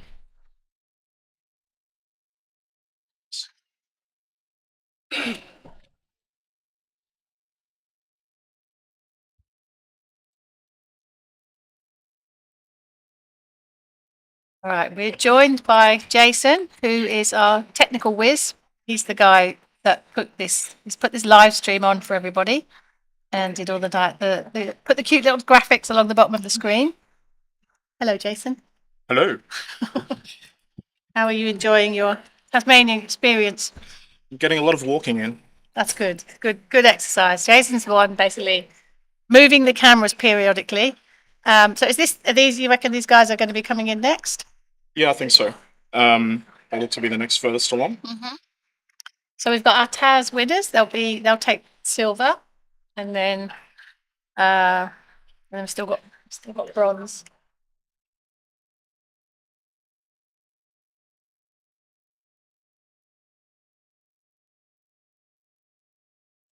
So Jason's also responsible for the lanyard and the competition cards, which we're using today. And these cards are reusable. So once you have a card, you can take it to all the competitions. There's a QR code on the back where you can search your name and it will show you your table numbers. So we're taking advantage of more technology this year. So the check-in is faster and smoother. And you can see your live results there. And you can see your live results, yeah. So so that's been really, really good. That's a really good change for us. What other changes are you introducing? Well, we also launched the store, which I'm sure you've spoken about. We haven't actually. Oh, okay. We completely forgot about that. So yeah, that's very exciting. At this event, we have launched a store. So you could go online and buy AJPA branded T-shirts and mugs. Is there anything else on there at the moment? There are also calico bags. Okay. Yeah, we're starting small.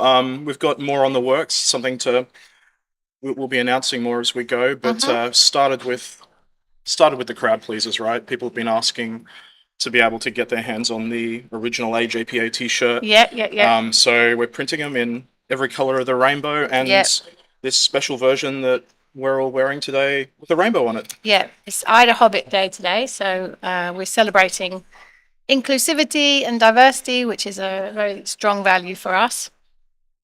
So yeah, the store.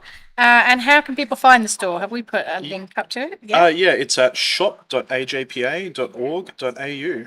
Okay, we will add a link to the website. There's a link coming to the website. And we'll start promoting that on social media soon. So yeah, that's really exciting.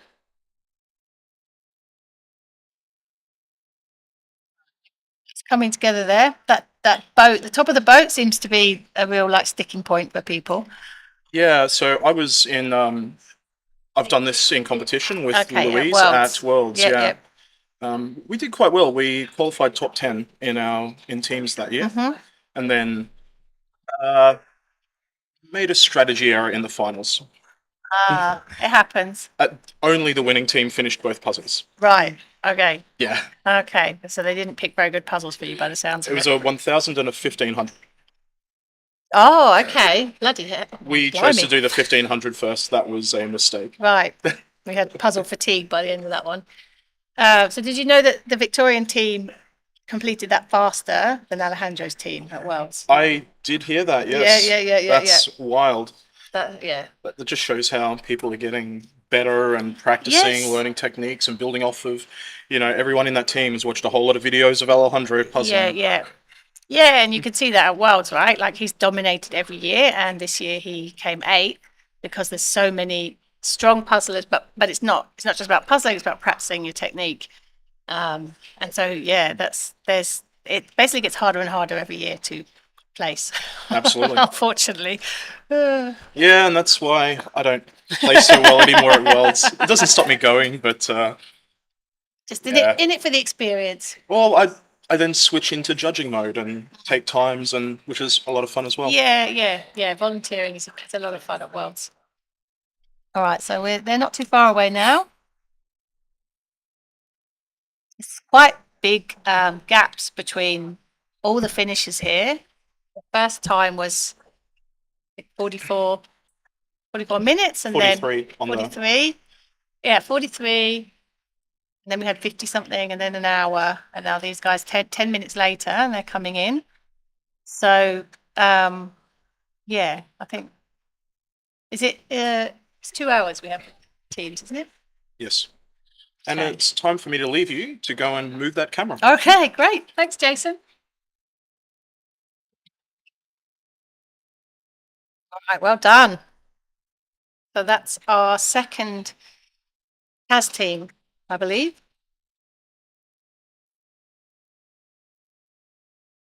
Or third. I can't keep track anymore.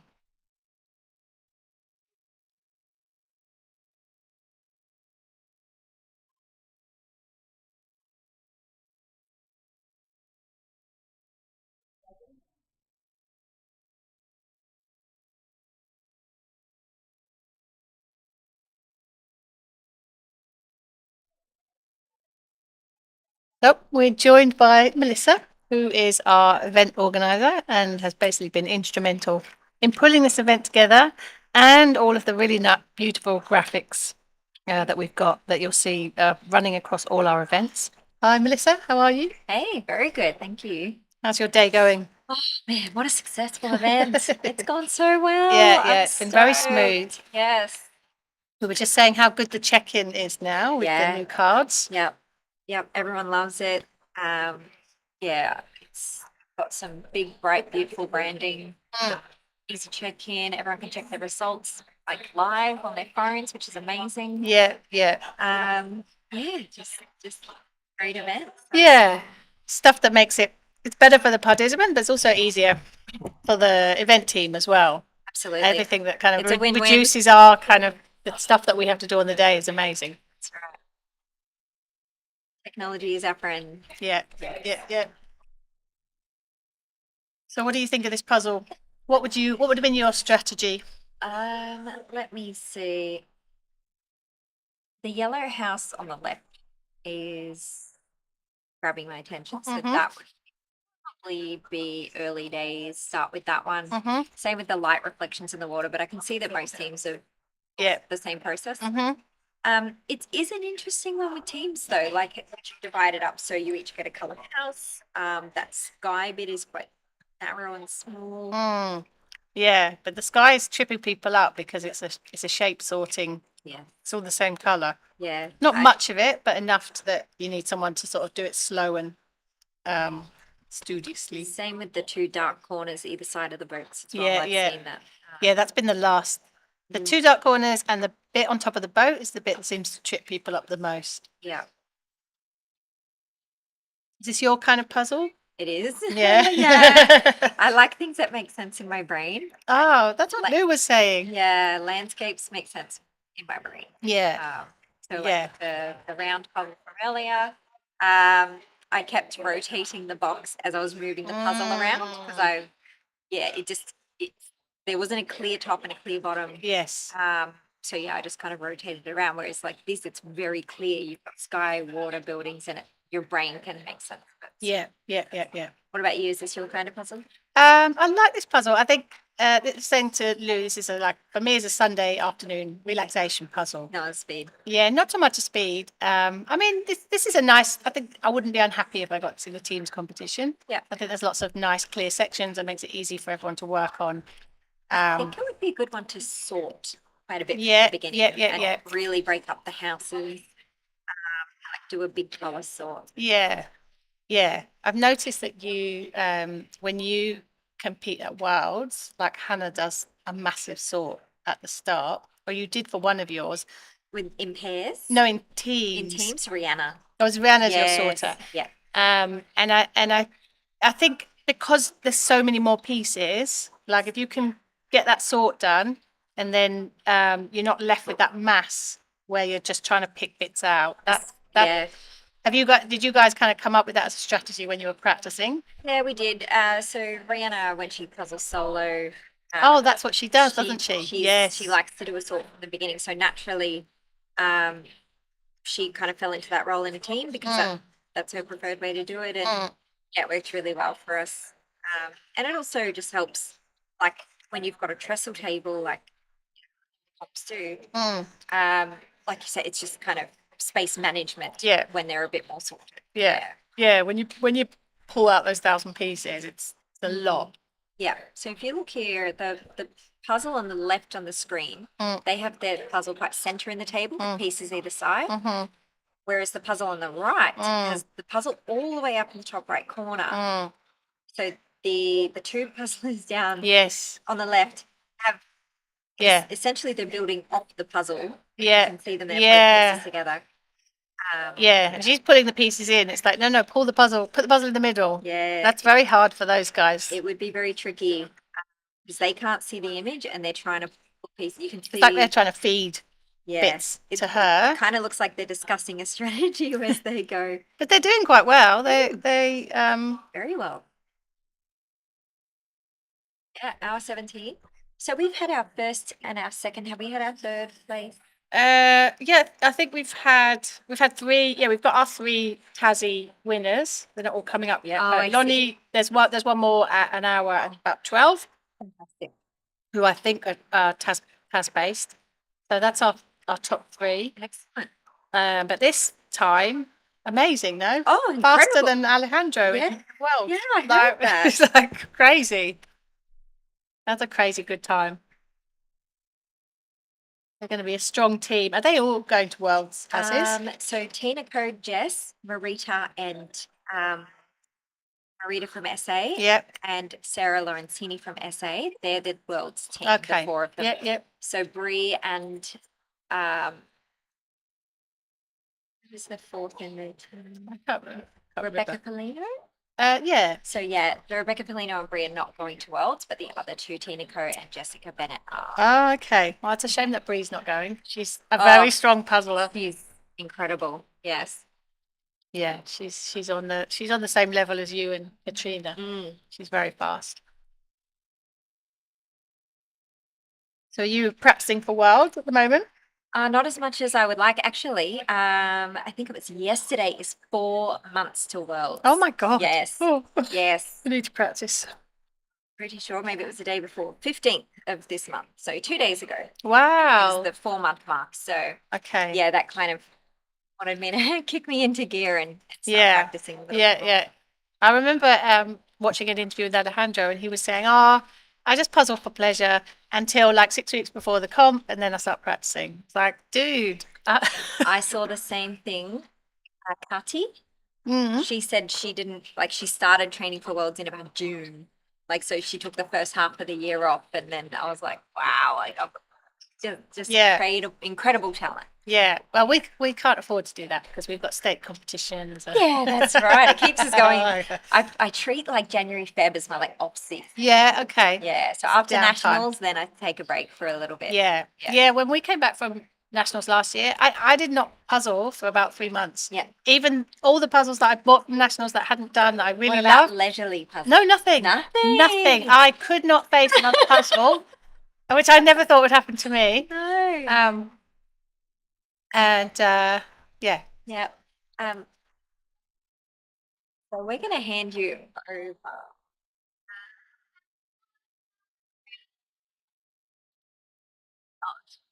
All right, we're gonna be talking to our team's winner and our current nationals champion, Katrina Coleman, in just a minute. She's going to come and do an interview with us. But first, we've got Hannah Coleman jumping in. So I'm going to jump out and hand you over. Oh, me ears.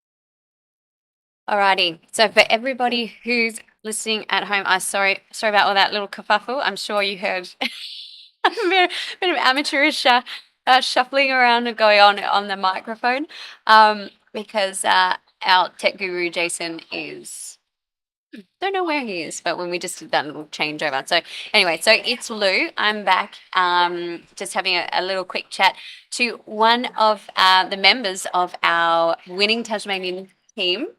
I'm here with Hannah Coleman. Hello. Hi. This is your first time being on the live stream commentary? It is, yes. Cool. Excellent. Well, I'm going to get your mum to come and join us very shortly, but I think it's really nice to have a chat to you. And I would love to hear about your experiences of how you enjoyed that puzzle and what was your approach. Yeah, definitely. So Jason and I both kind of help sort. Obviously, Mum's quite a great puzzler, so we want her puzzling as much as possible. So pretty much keeping a nice feed of pieces in. What are we working on next? Yeah, pretty much just keeping a consistent flow of what we're working on. Bit of communication with how we're feeling with the puzzle. Yeah. Cool. So who were the members of your team, just so everyone at home can know who was with you? So there's myself and my mum, which is Katrina Coleman. Then there's Christine and Jason, which are another mother-son team. Cool. Awesome. So have you guys done much puzzling together before as a team of four? No. No. So we've only done one puzzle as a team of four together, Okay. like one afternoon. But apart from that, I do a fair bit of puzzling with Mum, Yep. and then Mum does a fair bit of puzzling with Christine. So it's kind of like Okay. we know how to puzzle Yep. like together, but Yeah. it was just bringing it all together All the finally. elements. Yeah, exactly. Yeah. Okay. Fantastic. And you said there you were like, I can sense you said it with a bit of pride that like Katrina's your mum. Yes, definitely. Got to brag when I can. I love that. Are you finding that with her coaching tips and your practice together that your own personal puzzling achievements are improving? Yeah, 100%. Yeah. She gives me a couple of pointers when she can. Yeah. And then I've obviously gotten a bit more into doing the individuals where before, like last year, most of my puzzling was with just Mum. Mhm. So yeah, working on it by myself, which also helps when we do puzzle together. Yeah. I can kind of see things a bit differently now and see when Okay. Mum says, I'm literally not seeing this. It's Yeah. like, oh, yep, no, I can see that now. Okay. And Yeah. can you give me an example of something that maybe you were not seeing very well in a puzzle, Yeah. maybe spontaneously, maybe a year ago, versus maybe something now that your mum has given you some tips that's really helped? Yeah, so especially when we're puzzling together and I'm kind of feeding someone, sometimes something will stand out in amongst the mess of the puzzle pieces. But necessarily when you like slide it across and try and put them together, it might just be lots of black pieces, and that's not really coming together very quickly. And then things like what we call clues. So I may be pulling tree pieces, but on the outside of the tree there's some sky. So we work outside inwards, where before I was just giving her all the tree pieces. And so that's the terminology that the two of you sort of come up to be like, yeah, they're clue pieces. So it's like look for the clues. Look for the sort of an object or a feature that is bordering on to another. Something that might not be as obvious in the piece. So 95% of the piece may be this colour, but on the edge of that might be a white. And then if we're working on the white, kind of feeding that. So I'm imagining Mum's going, look for the clues, look for the clues. Yeah, definitely. Yeah, amazing. Definitely. That's great. And just to have that kind of approach reinforced each time is, that's really, really cool. Yeah. Amazing. Well, we do actually have Katrina just ready to come into the commentary box. So are you happy to have a little bit of a chat to our viewers at home and maybe just kind of talk about your approach together? I think people at home will be really interested in just hearing about how the two of you practice, how much you practice, like just your kind of like journey together with puzzling. So, all right, I will hop off the microphone and I will welcome in Katrina Coleman. Here in 1 second.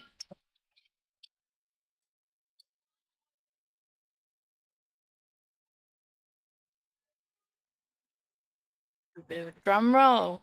Introducing my mum, Katrina Coleman. Welcome. Yes. You're watching, what are we, nearly an hour and a half into the puzzle, and it is a bit of a challenging one. We found it a bit challenging, didn't we, Hannah, today? Yes, definitely lots of different elements to try and pull. So we're looking at the team on the left at the moment, like they've just nearly finished that blue building. So they got good division there between, working in their groups of colours and organising that. Those windows, though. I know, they're shocking. Don't they? Shocking, too hard to differentiate. There's a couple of little light ones, which is nice, but apart from that, there's just lots and lots of windows. I think one of the good things about the team's event is that even if you might be struggling yourself personally with pieces, and you look at or glance across and you notice that your teammates are putting in pieces, which does make it much nicer and takes a little bit of pressure off, and then next thing you know, you're away again. So the teamwork in that respect is makes puzzling very enjoyable. And everyone's got their own strengths as well. We found that in our team as well. We want to keep people that can sort well sorting, and then those who can put them together quickly, putting them in.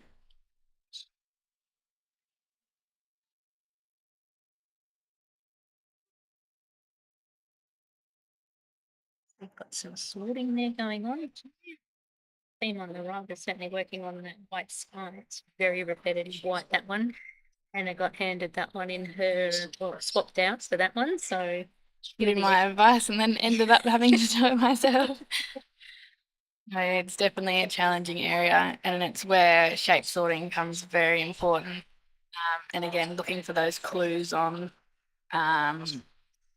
what shapes, what am I looking for, and if there's any little clues on the pieces, so a little bit of the antennas will help you get that framework around it, and certainly the roof line.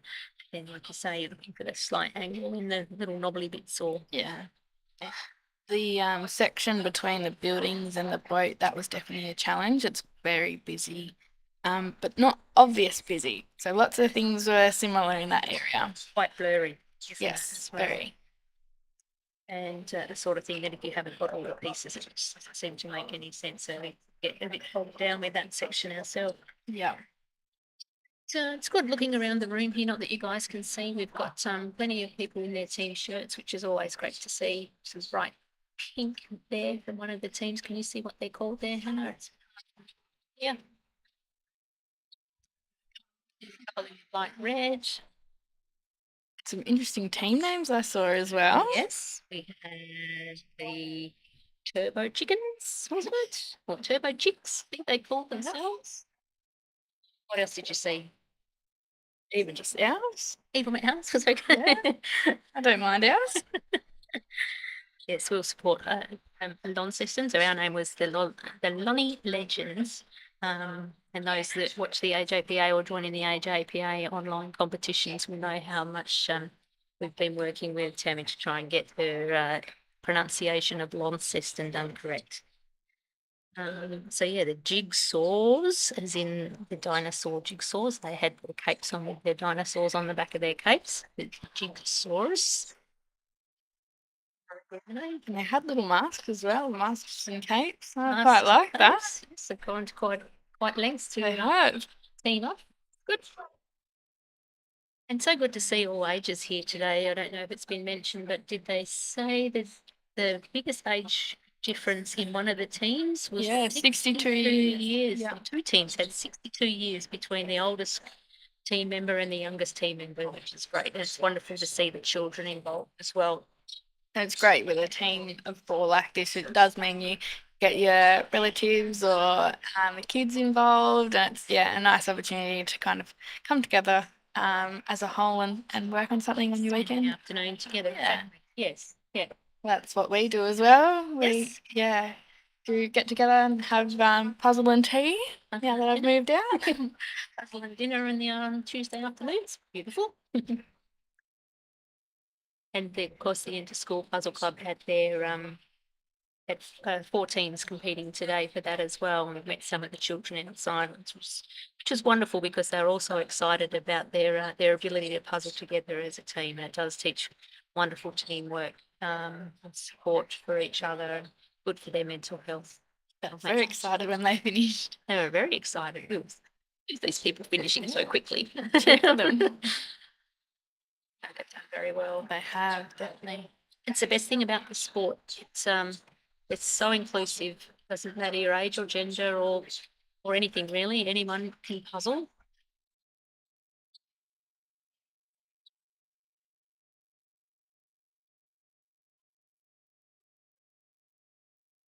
Getting a little bit closer here on the right hand side.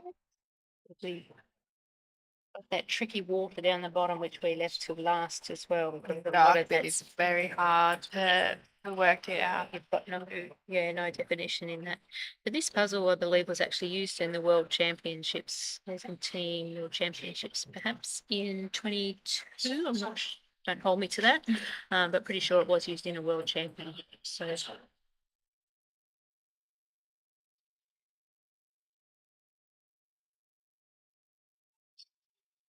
And it's very hard that dark section being on both sides of the puzzle means that you kind of we were both working on each side but not having the right pieces. That was a bit challenging at times because you're reaching over trying to get the pieces. Yes, I've often said there's no room for oops, sorry, in a team puzzle. No. It's just like get in there, dive Coming across, through. dive across, slam that piece in.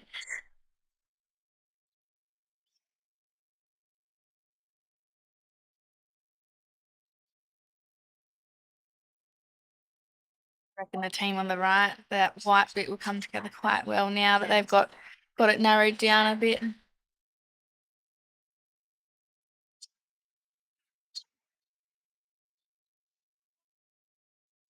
Yeah.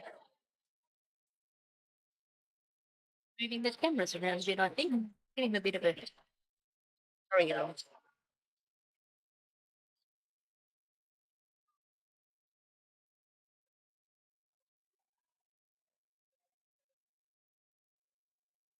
Can definitely relate to a bit of the frustration that you can see.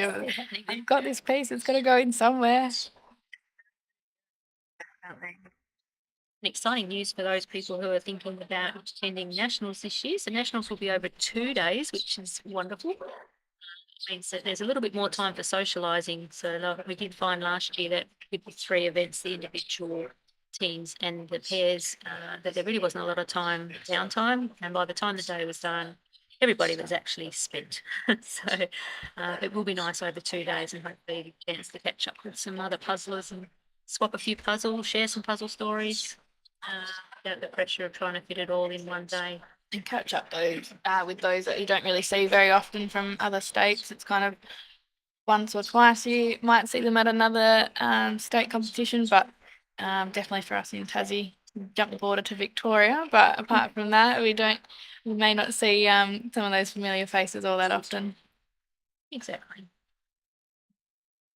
And often might even be buying puzzles online. So there were people that you would have bought puzzles off before, but not actually meet them in the flesh. So I've actually had a couple of people come up to me today and say, "Oh, do you know who this is? Because I've bought some puzzles off her and I'd like to say hello." So yes, that's her over there. Go and say Yeah. hello. So very supportive community like that.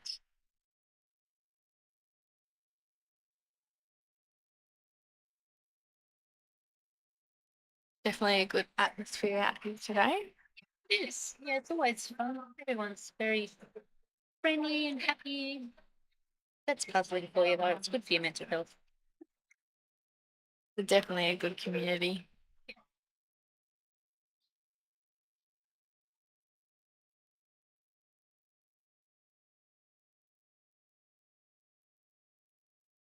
Red house that the team on the left were working on. That was definitely a tricky one. I know I gave that to you, Mum, to try and work on. How did you find that one? Yeah, I started with that, didn't I? Yes, And I liked the red, but once you try to put it together, it wasn't coming well. So interesting enough, there are some clues in that red section. If you do get a chance to pull that pull up on your phone or something like that and have a look at it, there is a mast within that. There are some downpipes within that, and then there are some lines, which are the lines for the sails on the mast. So utilising those little clues actually helps that come together a whole lot quicker than you think. One of the wonderful things that Ravensburger do with their puzzles is they generally will have a really good little clue on the pieces somewhere, and it might just be a snippet of white that it goes into, say, the downpipe. So you can actually see on the left hand side where that blue edge has been built, and you can see a bit of a downpipe there.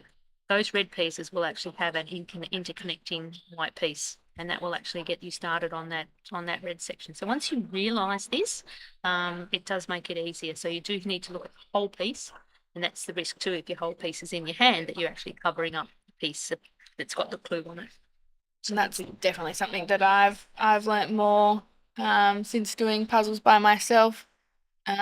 Looking for those clues that you don't really look for if you're sorting.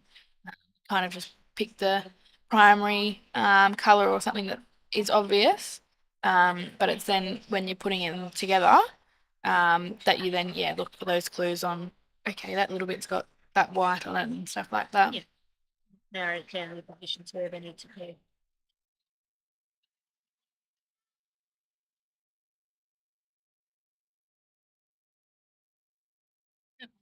Well,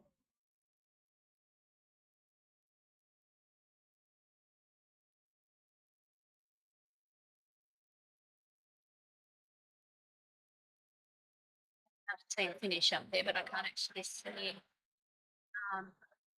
It's been a couple of times finish. You might actually call up the finishing order to see how we're going when the team's finishing. Just the three on update at the moment, so they have just finished. We'll get you their name as soon as we can. I think it was a bit of a made-up team actually. We've got Janice Tan from New South Wales and Comeninos as well. Not sure who the other two in that team are. I can't quite tell, but we'll have a look at it shortly.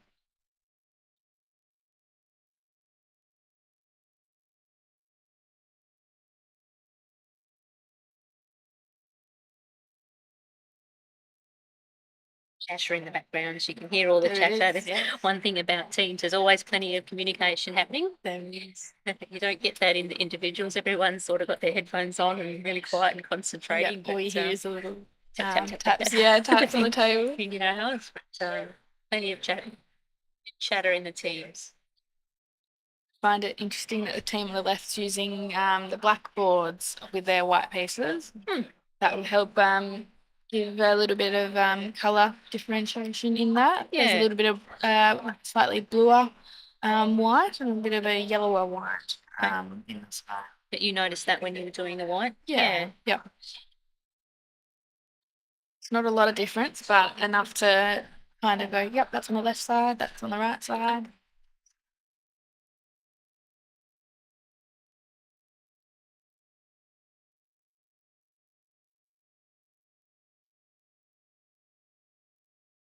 Volunteers are doing a wonderful job here today. A big thank you to the AJPA because it is a volunteer-run organisation, and for the volunteers that have put their hands up, not to puzzle today, but to wander between the rows and make sure that any pieces on the floor have got their little post-it note sit under them. We noticed a few of them when we walked off, Hannah, and that they're recording the times of the teams that are finishing, and of course, actually the whole setup and pre-planning for the competition as well, all done by volunteers. So we are very grateful for their efforts.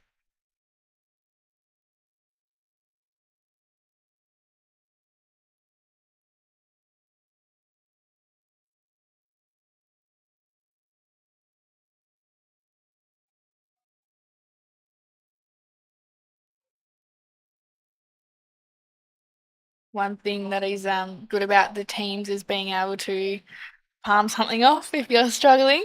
I know we definitely did that ourselves, and I've just noticed one of the teams on the screens have just started to do that, being like, can you try this? I'm not seeing it. It looks like a puzzling team. I don't know if that's what they were called, but that's what they've got on their shirts. They may have finished as well.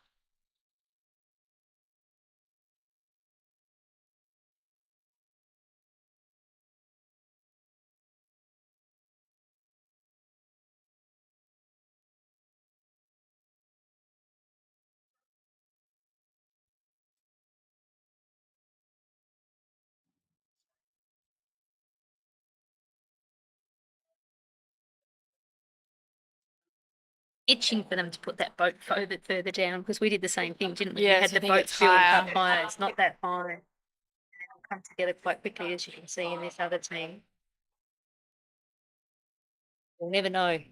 No. They're It's on you have to work from the bottom up on that one because the top of the boat, it's a mess. with all those pieces that you can see there on the bottom of the screen are all part of that. Yeah. If you've got them all, it's probably not quite so bad, but we sort of had some on one side and some on the other, which didn't work. And as soon as we realised that where they were, we came together quite quickly, but it's very, very blurry, lots of lines and quite blurry. And it's hard in a team environment like this because you are pretty much only seeing one half of the puzzle.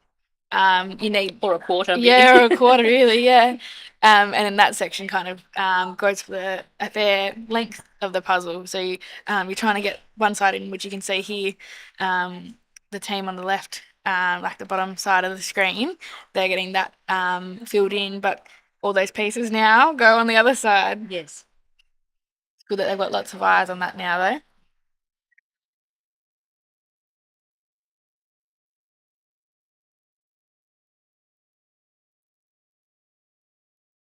A couple of different lines through that too, being the edges of the boats and flags The and rolled sail. yeah, a couple of lines through there to try and work out. And it's a really red line, which this team has in already, between the where people are sitting and stuff, and then the boat. Yes. That's a quite Between the dominant board. line. Yeah.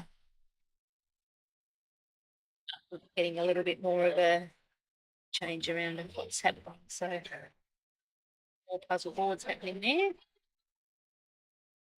Yay! I finished. Oh, well done. And the relief. Yes, Just definitely like feel that. Big breath. Big breath out. So much concentration for the duration of the puzzle.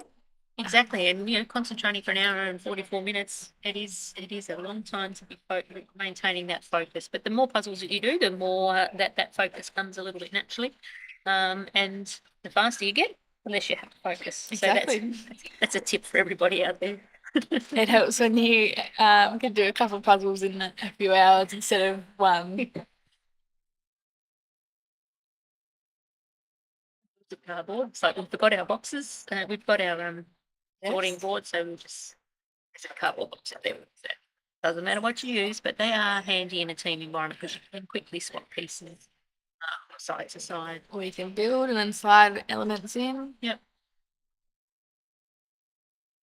You can get a fresh look at the pieces. Yeah, pass them around. See what we're working on. If it's not coming together, then you can soon see another board. Yeah. Impossible. Oh, Here's the bright shirts. These are the ones that we were spotted. Couldn't quite see the name of the team, but I think it's the hoarders. They're Okay. hoarding puzzles. yes. See them in their hands. Something that you're bad for, Mum. Yes, I'm a puzzle hoarder. What am I holding here? Yes, I quite often pick it up. Like, what have you got in your hand, Mum? What are you holding? Like pieces that I don't know where they go. I just got to get them off Get the them out of the board. way. Don't want to look at them. I definitely like their bright pink shirts. They stand out. Mm. And the red team, Yes. which are also on the screen. Yes, Exactly. Got the bright people on. Yeah.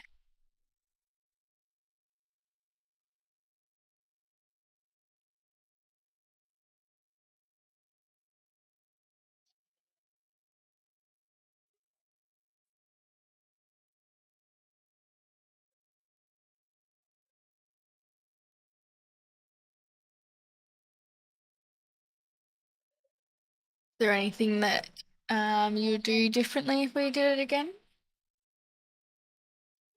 I think I was fairly happy with the way we approached it. Divide and conquer. That top bit's yeah. always going to be the last bit we're working on.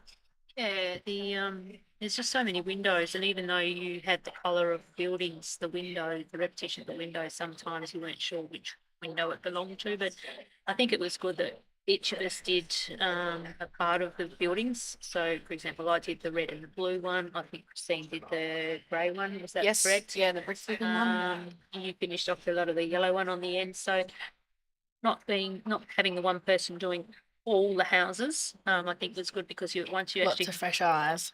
once you actually got rolling with it and were looking for those little clues, those little individual sections came together quite well. That middle section with the people sitting under the umbrellas is actually quite tricky. And like I say, that boat section is very tricky. So, but no, I think the way we approached it, it worked. So I don't know that we would do much different next time if we were to do a similar puzzle.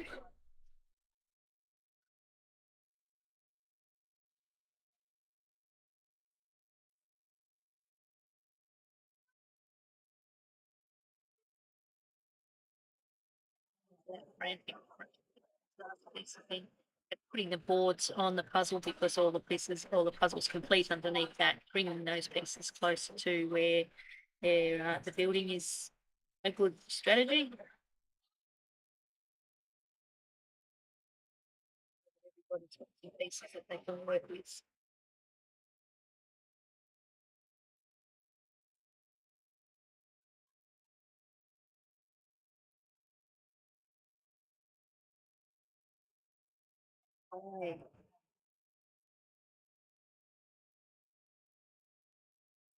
Now, Lots of hands involved. and you can tell how tricky it is because you're looking at pieces. Why is it upside down? You've really got no gauge for the orientation of the piece in that section because it's so blurry and so repetitive. And you want to help, so you get a piece, but it may not be in your section, so you're leaning over each other and fighting for the same spot there. You see the piece that you want and somebody else grabs it, Yes. like, no, over here. Or you're looking for like you look at the hole that's left and then trying to find one.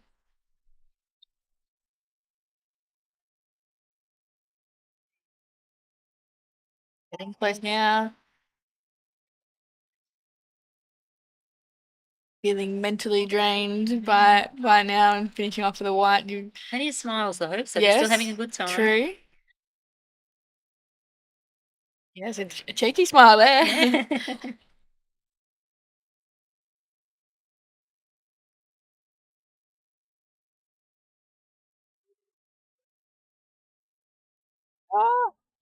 Good job. Well done. That's a problem that I often have trying to Get that last piece. get that last piece, I always have it up the wrong way. Yes. I think it just has to happen. I think they're always Last.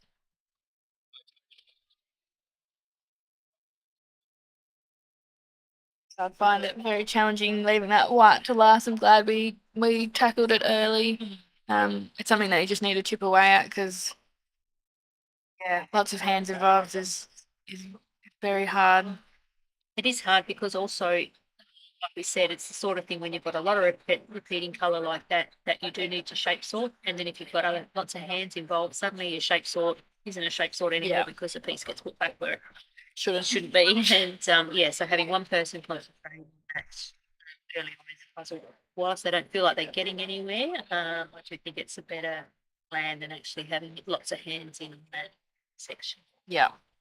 Oh, more flurry of hands on the left there now. Oh, interesting that they're finishing with the water.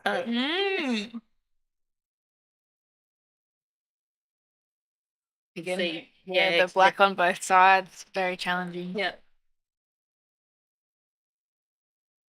I like how they've got two people kind of working on the blue and two people working on the black, and again dividing and conquering that way. And they've actually turned their puzzle Around, yes. Yeah, that's not landscape way for us. It's a way as such for them. Don't know if they started that way or not. I didn't notice, but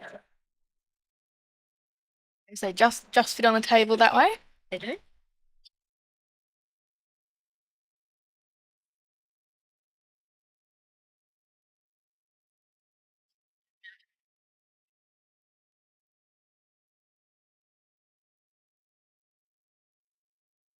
You can also see what happens when you've got four heads over the puzzle with regard to your shadows as well. So the shadows do make it a little bit harder to see the variation. And like I said before, the very slight shade difference in those white. Very slight.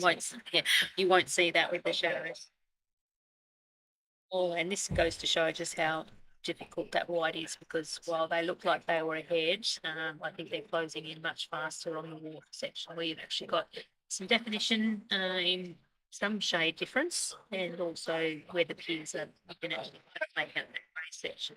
And I like the passing on going, I've tried all the sections here, that's not on my side, pass it on.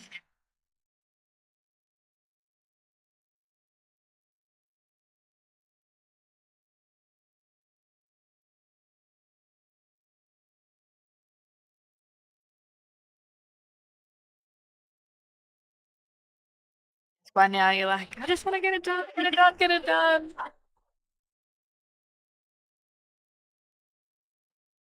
Some results through very soon. It appears that there have been 11 out of the 33 teams have finished already.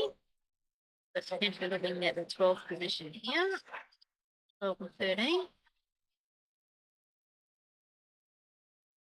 Somebody else is sneaking around back there that they haven't seen with the camera.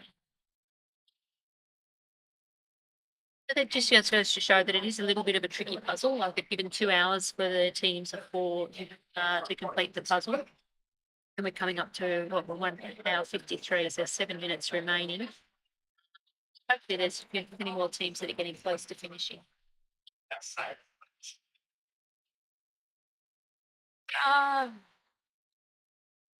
Good job.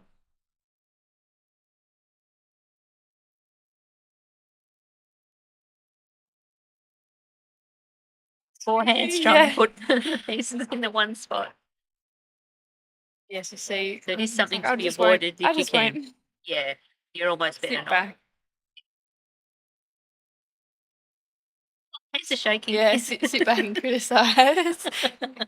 It goes there, it goes there. The other way. See, always Yeah. fast. Once upside down. Right. Some happy smiles there. Definitely. The relief. They were called the Woolly Merinos. Oh. Told you there's some interesting names out there.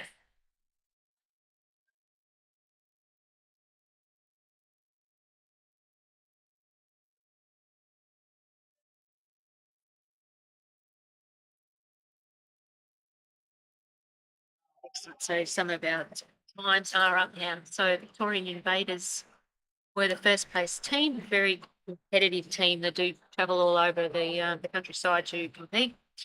Finished the puzzle in 43 minutes. Lonnie Legends with the first Tasmanian team home, 58-32, followed by the Jigsaws, which was just over an hour, 1 hour and 2 seconds. Jigsaw Juzzle. That's an interesting name. The Dragon Ladies, falling to pieces. Days can do it. Every day I'm puzzling. Odd shapes, Southern Puzzlers, and the Hoarders. So yes, you were right. It was the Hoarders in the pink that have finished. 11 up to 33. So that make that 12 of the 33. 13 now with the white team.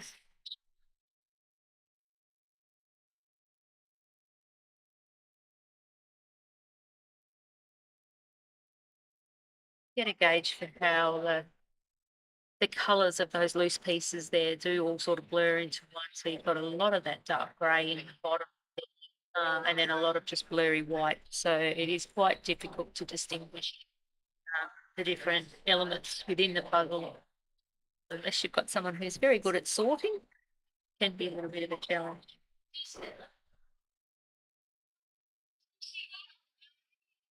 Also, the other thing that you probably consider too when you're doing teams is you actually notice with both of these teams that a couple of the team members are actually not even sitting at the puzzle; they're sitting at the spare pieces. So if you're doing that and they're trying to place pieces, then it does make it difficult because they really haven't had a good chance to have a look at the puzzle. So making sure that the puzzle is in a position that everybody can actually contribute to the puzzle is pretty important also. Yeah, especially when you get to this stage in puzzle where you've got more pieces in than not. It's better to have the puzzle that's getting completed nice and accessible for everyone.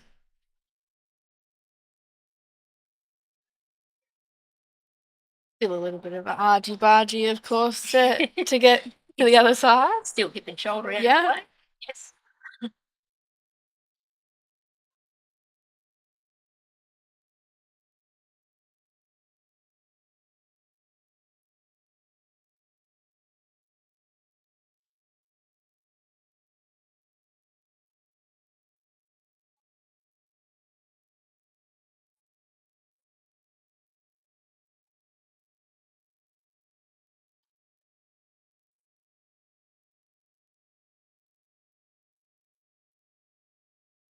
Yes. So it's interesting that the lady on the top on the left there. One of the things when you don't, or you're looking like you're not going to complete the puzzle in the time that is allocated, is to see if you can get groups of 3 pieces together. Yeah, they'll count. Because if you've got 3 pieces together, they will actually count. It's only the loose pieces or pieces that are only 2 Singles, together. yeah, single or twos. Single or twos that'll be counted as unplaced pieces. So it's not such a bad strategy. The lady at the top there in that black and white shirt, she's trying to put some pieces together so that they will actually be counted, even though they're not within the puzzle.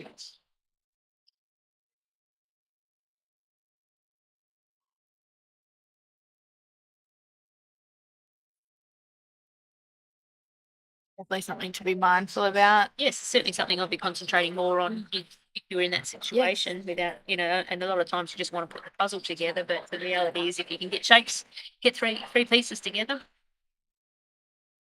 And not being very close to the puzzle, like you're better off trying to get a couple of 3s completed to try and help the team still helping in a different way. Yes.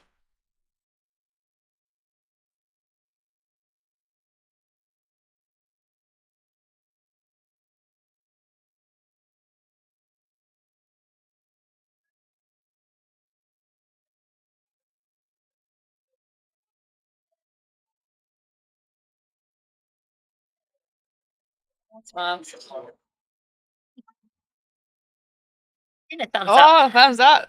They know we're watching.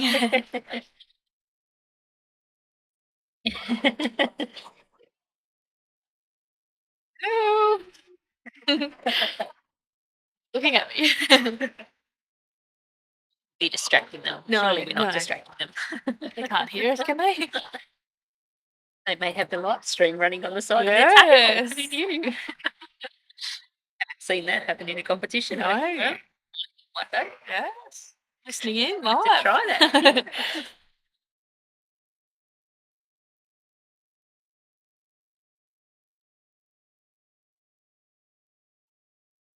Oh, I feel that.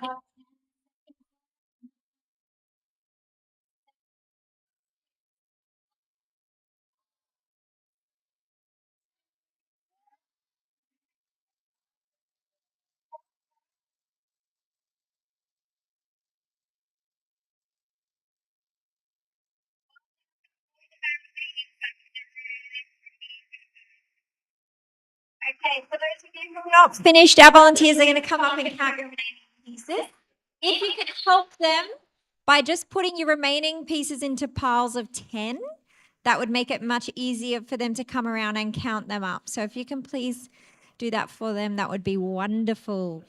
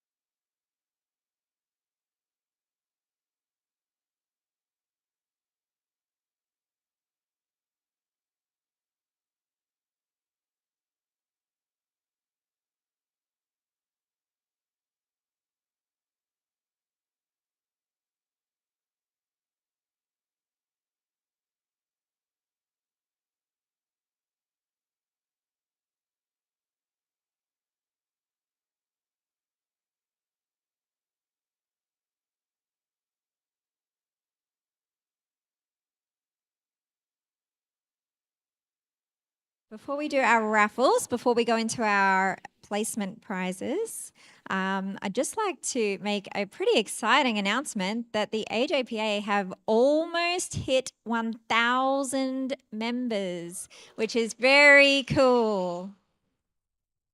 So if you're considering signing up, now's the time to do it. Once we hit 1,000 members, we will be doing an extra special draw online to win vouchers to our new and exciting AJPA puzzle shop online. So yeah, if you're considering it, definitely sign up. Member benefits include a copy of our exclusive custom puzzle made especially for our 2025 members. You may have seen it out on the membership table this afternoon. You also get a 20% discount to our in-person events, exclusive online races, discounts on all of our merchandise, puzzle supply discounts, and pre-sale tickets. So pretty exciting stuff. Alrighty, so we're going to go into our raffle draw. We've got 4 prizes, so we'll be drawing out 4 names.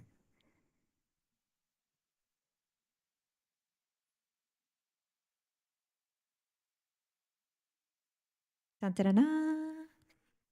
B45, Carly Gorley?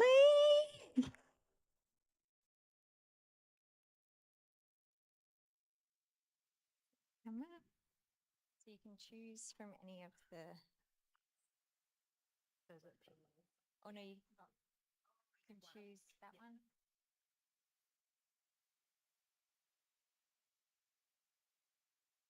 She gets first dibs, so she's picking and choosing. Okay, second. Dun, dun, dun, dun. Orange, D007. Evelyn Wren? Woo! Come on down.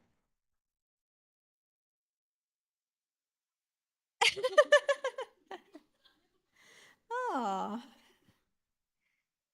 cool. So you can also choose this one, that one, or the one at the end there.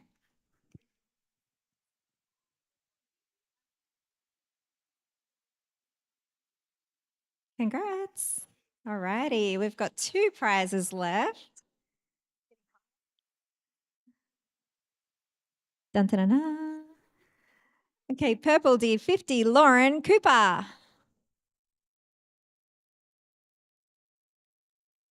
We've had a variety of colours here. We've got red, orange and purple, not like earlier where it was blue, blue and purple.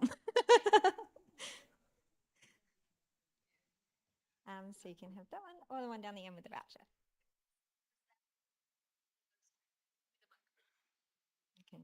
I don't have a 2,000, so Congrats. All right, lucky last wins a 500-piece puzzle and a $35 voucher to our AJPA shop, which is the price of one of these T-shirts. Dun, dun, dun, dun. Okay, Green Sea 28, Phil. It's Phil. Woo!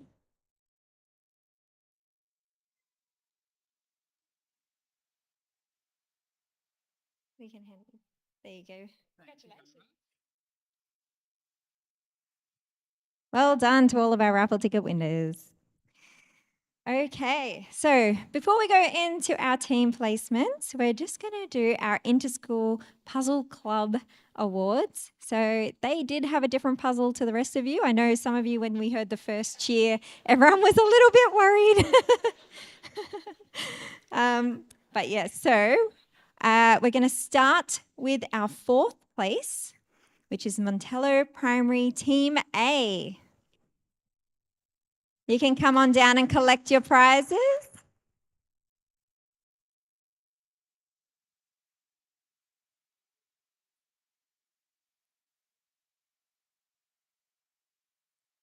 This is super exciting for them. This is probably the first time they've ever competed in a jigsaw puzzle competition.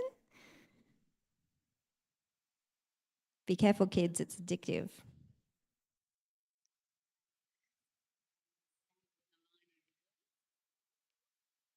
Yep. Well done.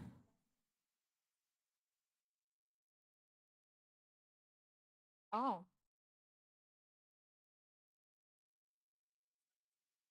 Oh, wait, hold on.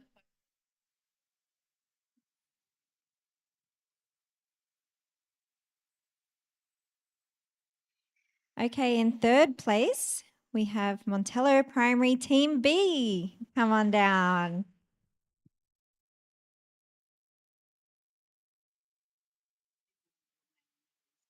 And these are no ordinary medals.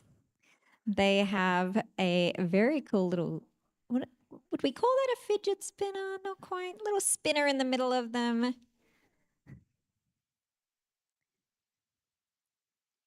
Well done. Congratulations to Montello Primary Team B.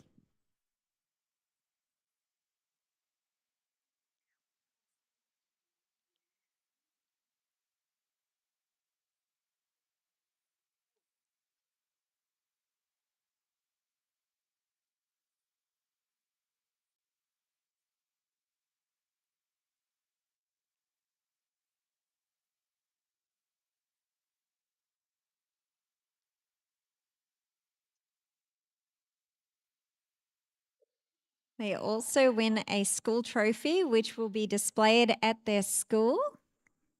And they get the medals to take home with them as well.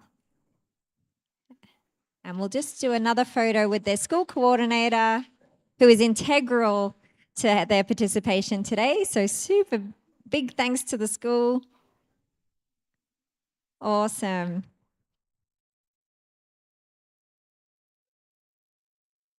Okay, in second place, we have Summerdale Primary, Team B. You can come on down.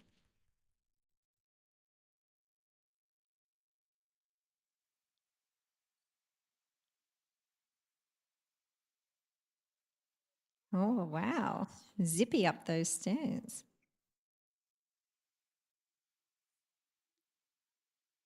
Yep.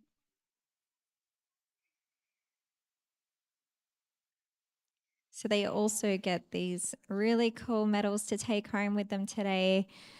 They get a 1,000-piece puzzle each.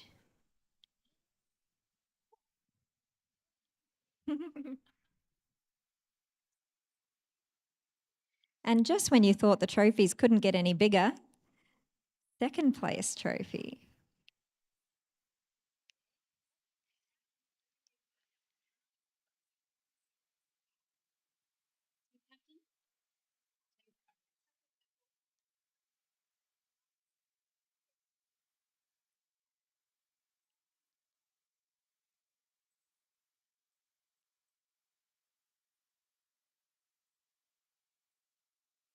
And if the school coordinator would also like to jump in a photo. Huge round of applause for our second place winners today. This is pretty exciting. It's probably a very momentous occasion for all of the children involved today. I wish there was a puzzle club when I was in school. Okay, and now a big round of applause for our first place winners, Summerdale Primary Team A.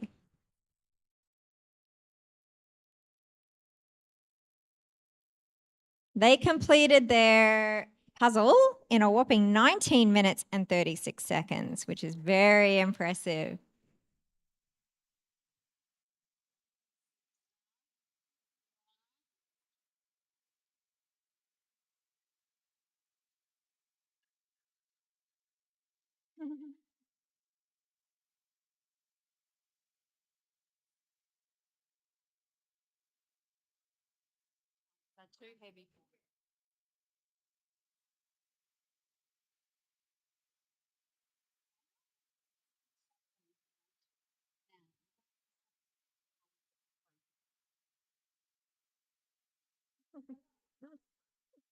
And just when you thought they couldn't get any bigger, they do. Oh.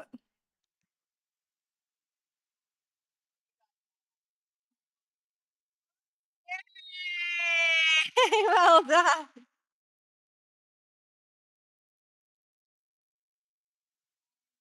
And one with the school coordinator. Big smiles, everyone. Excellent. Congratulations to all the schools involved today.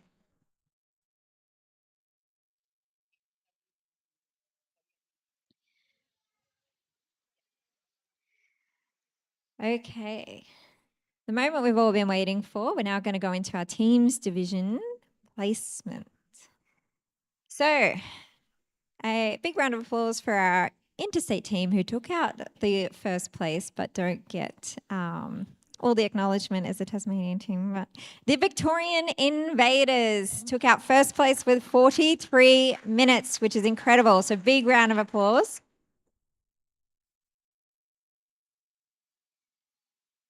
And now we'll go into our Tasmanian placements. So, in third place, with a time of 1 hour, 12 minutes, and 5 seconds, we've got the Turbo Chicks.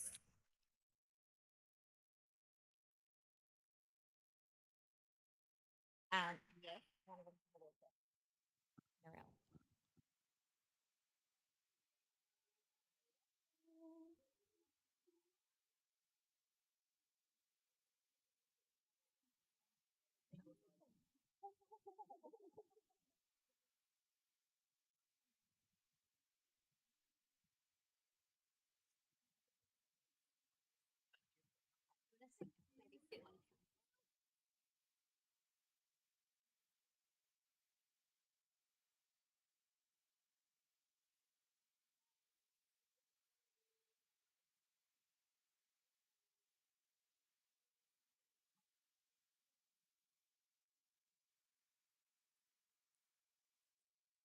Well done.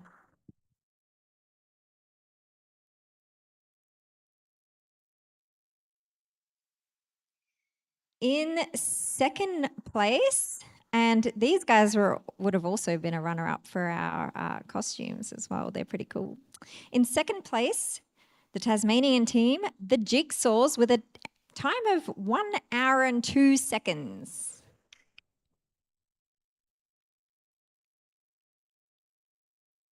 But their costumes are gone. That's okay.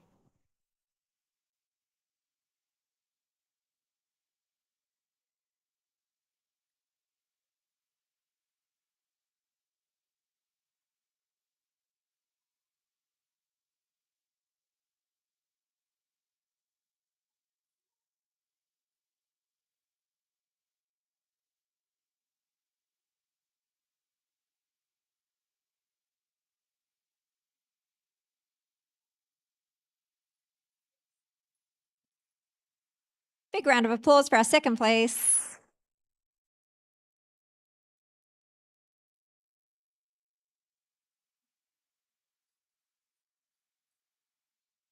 Okay, drum roll, please. In first place, we have, with a time of 58 minutes and 32 seconds, the Lawny Legends.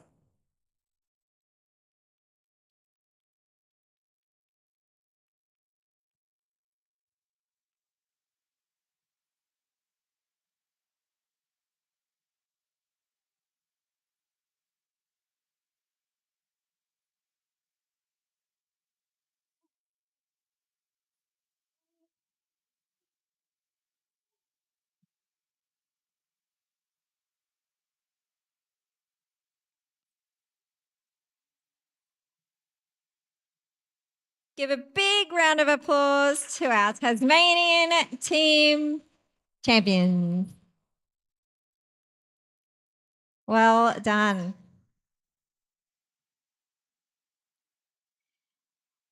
Okay, you probably noticed today that on your lanyard QR codes, you can access results on there as well. So you can pay attention to those. Those don't go away, so you can access them anytime. They will also appear on our website shortly as well, so you can jump on the website and check your results. There'll also be photos going up on socials as well, so keep an eye on those. Feel free to tag us in any of your photos from today. Hash Australian Jigsaw Puzzle on social media. That would be wonderful.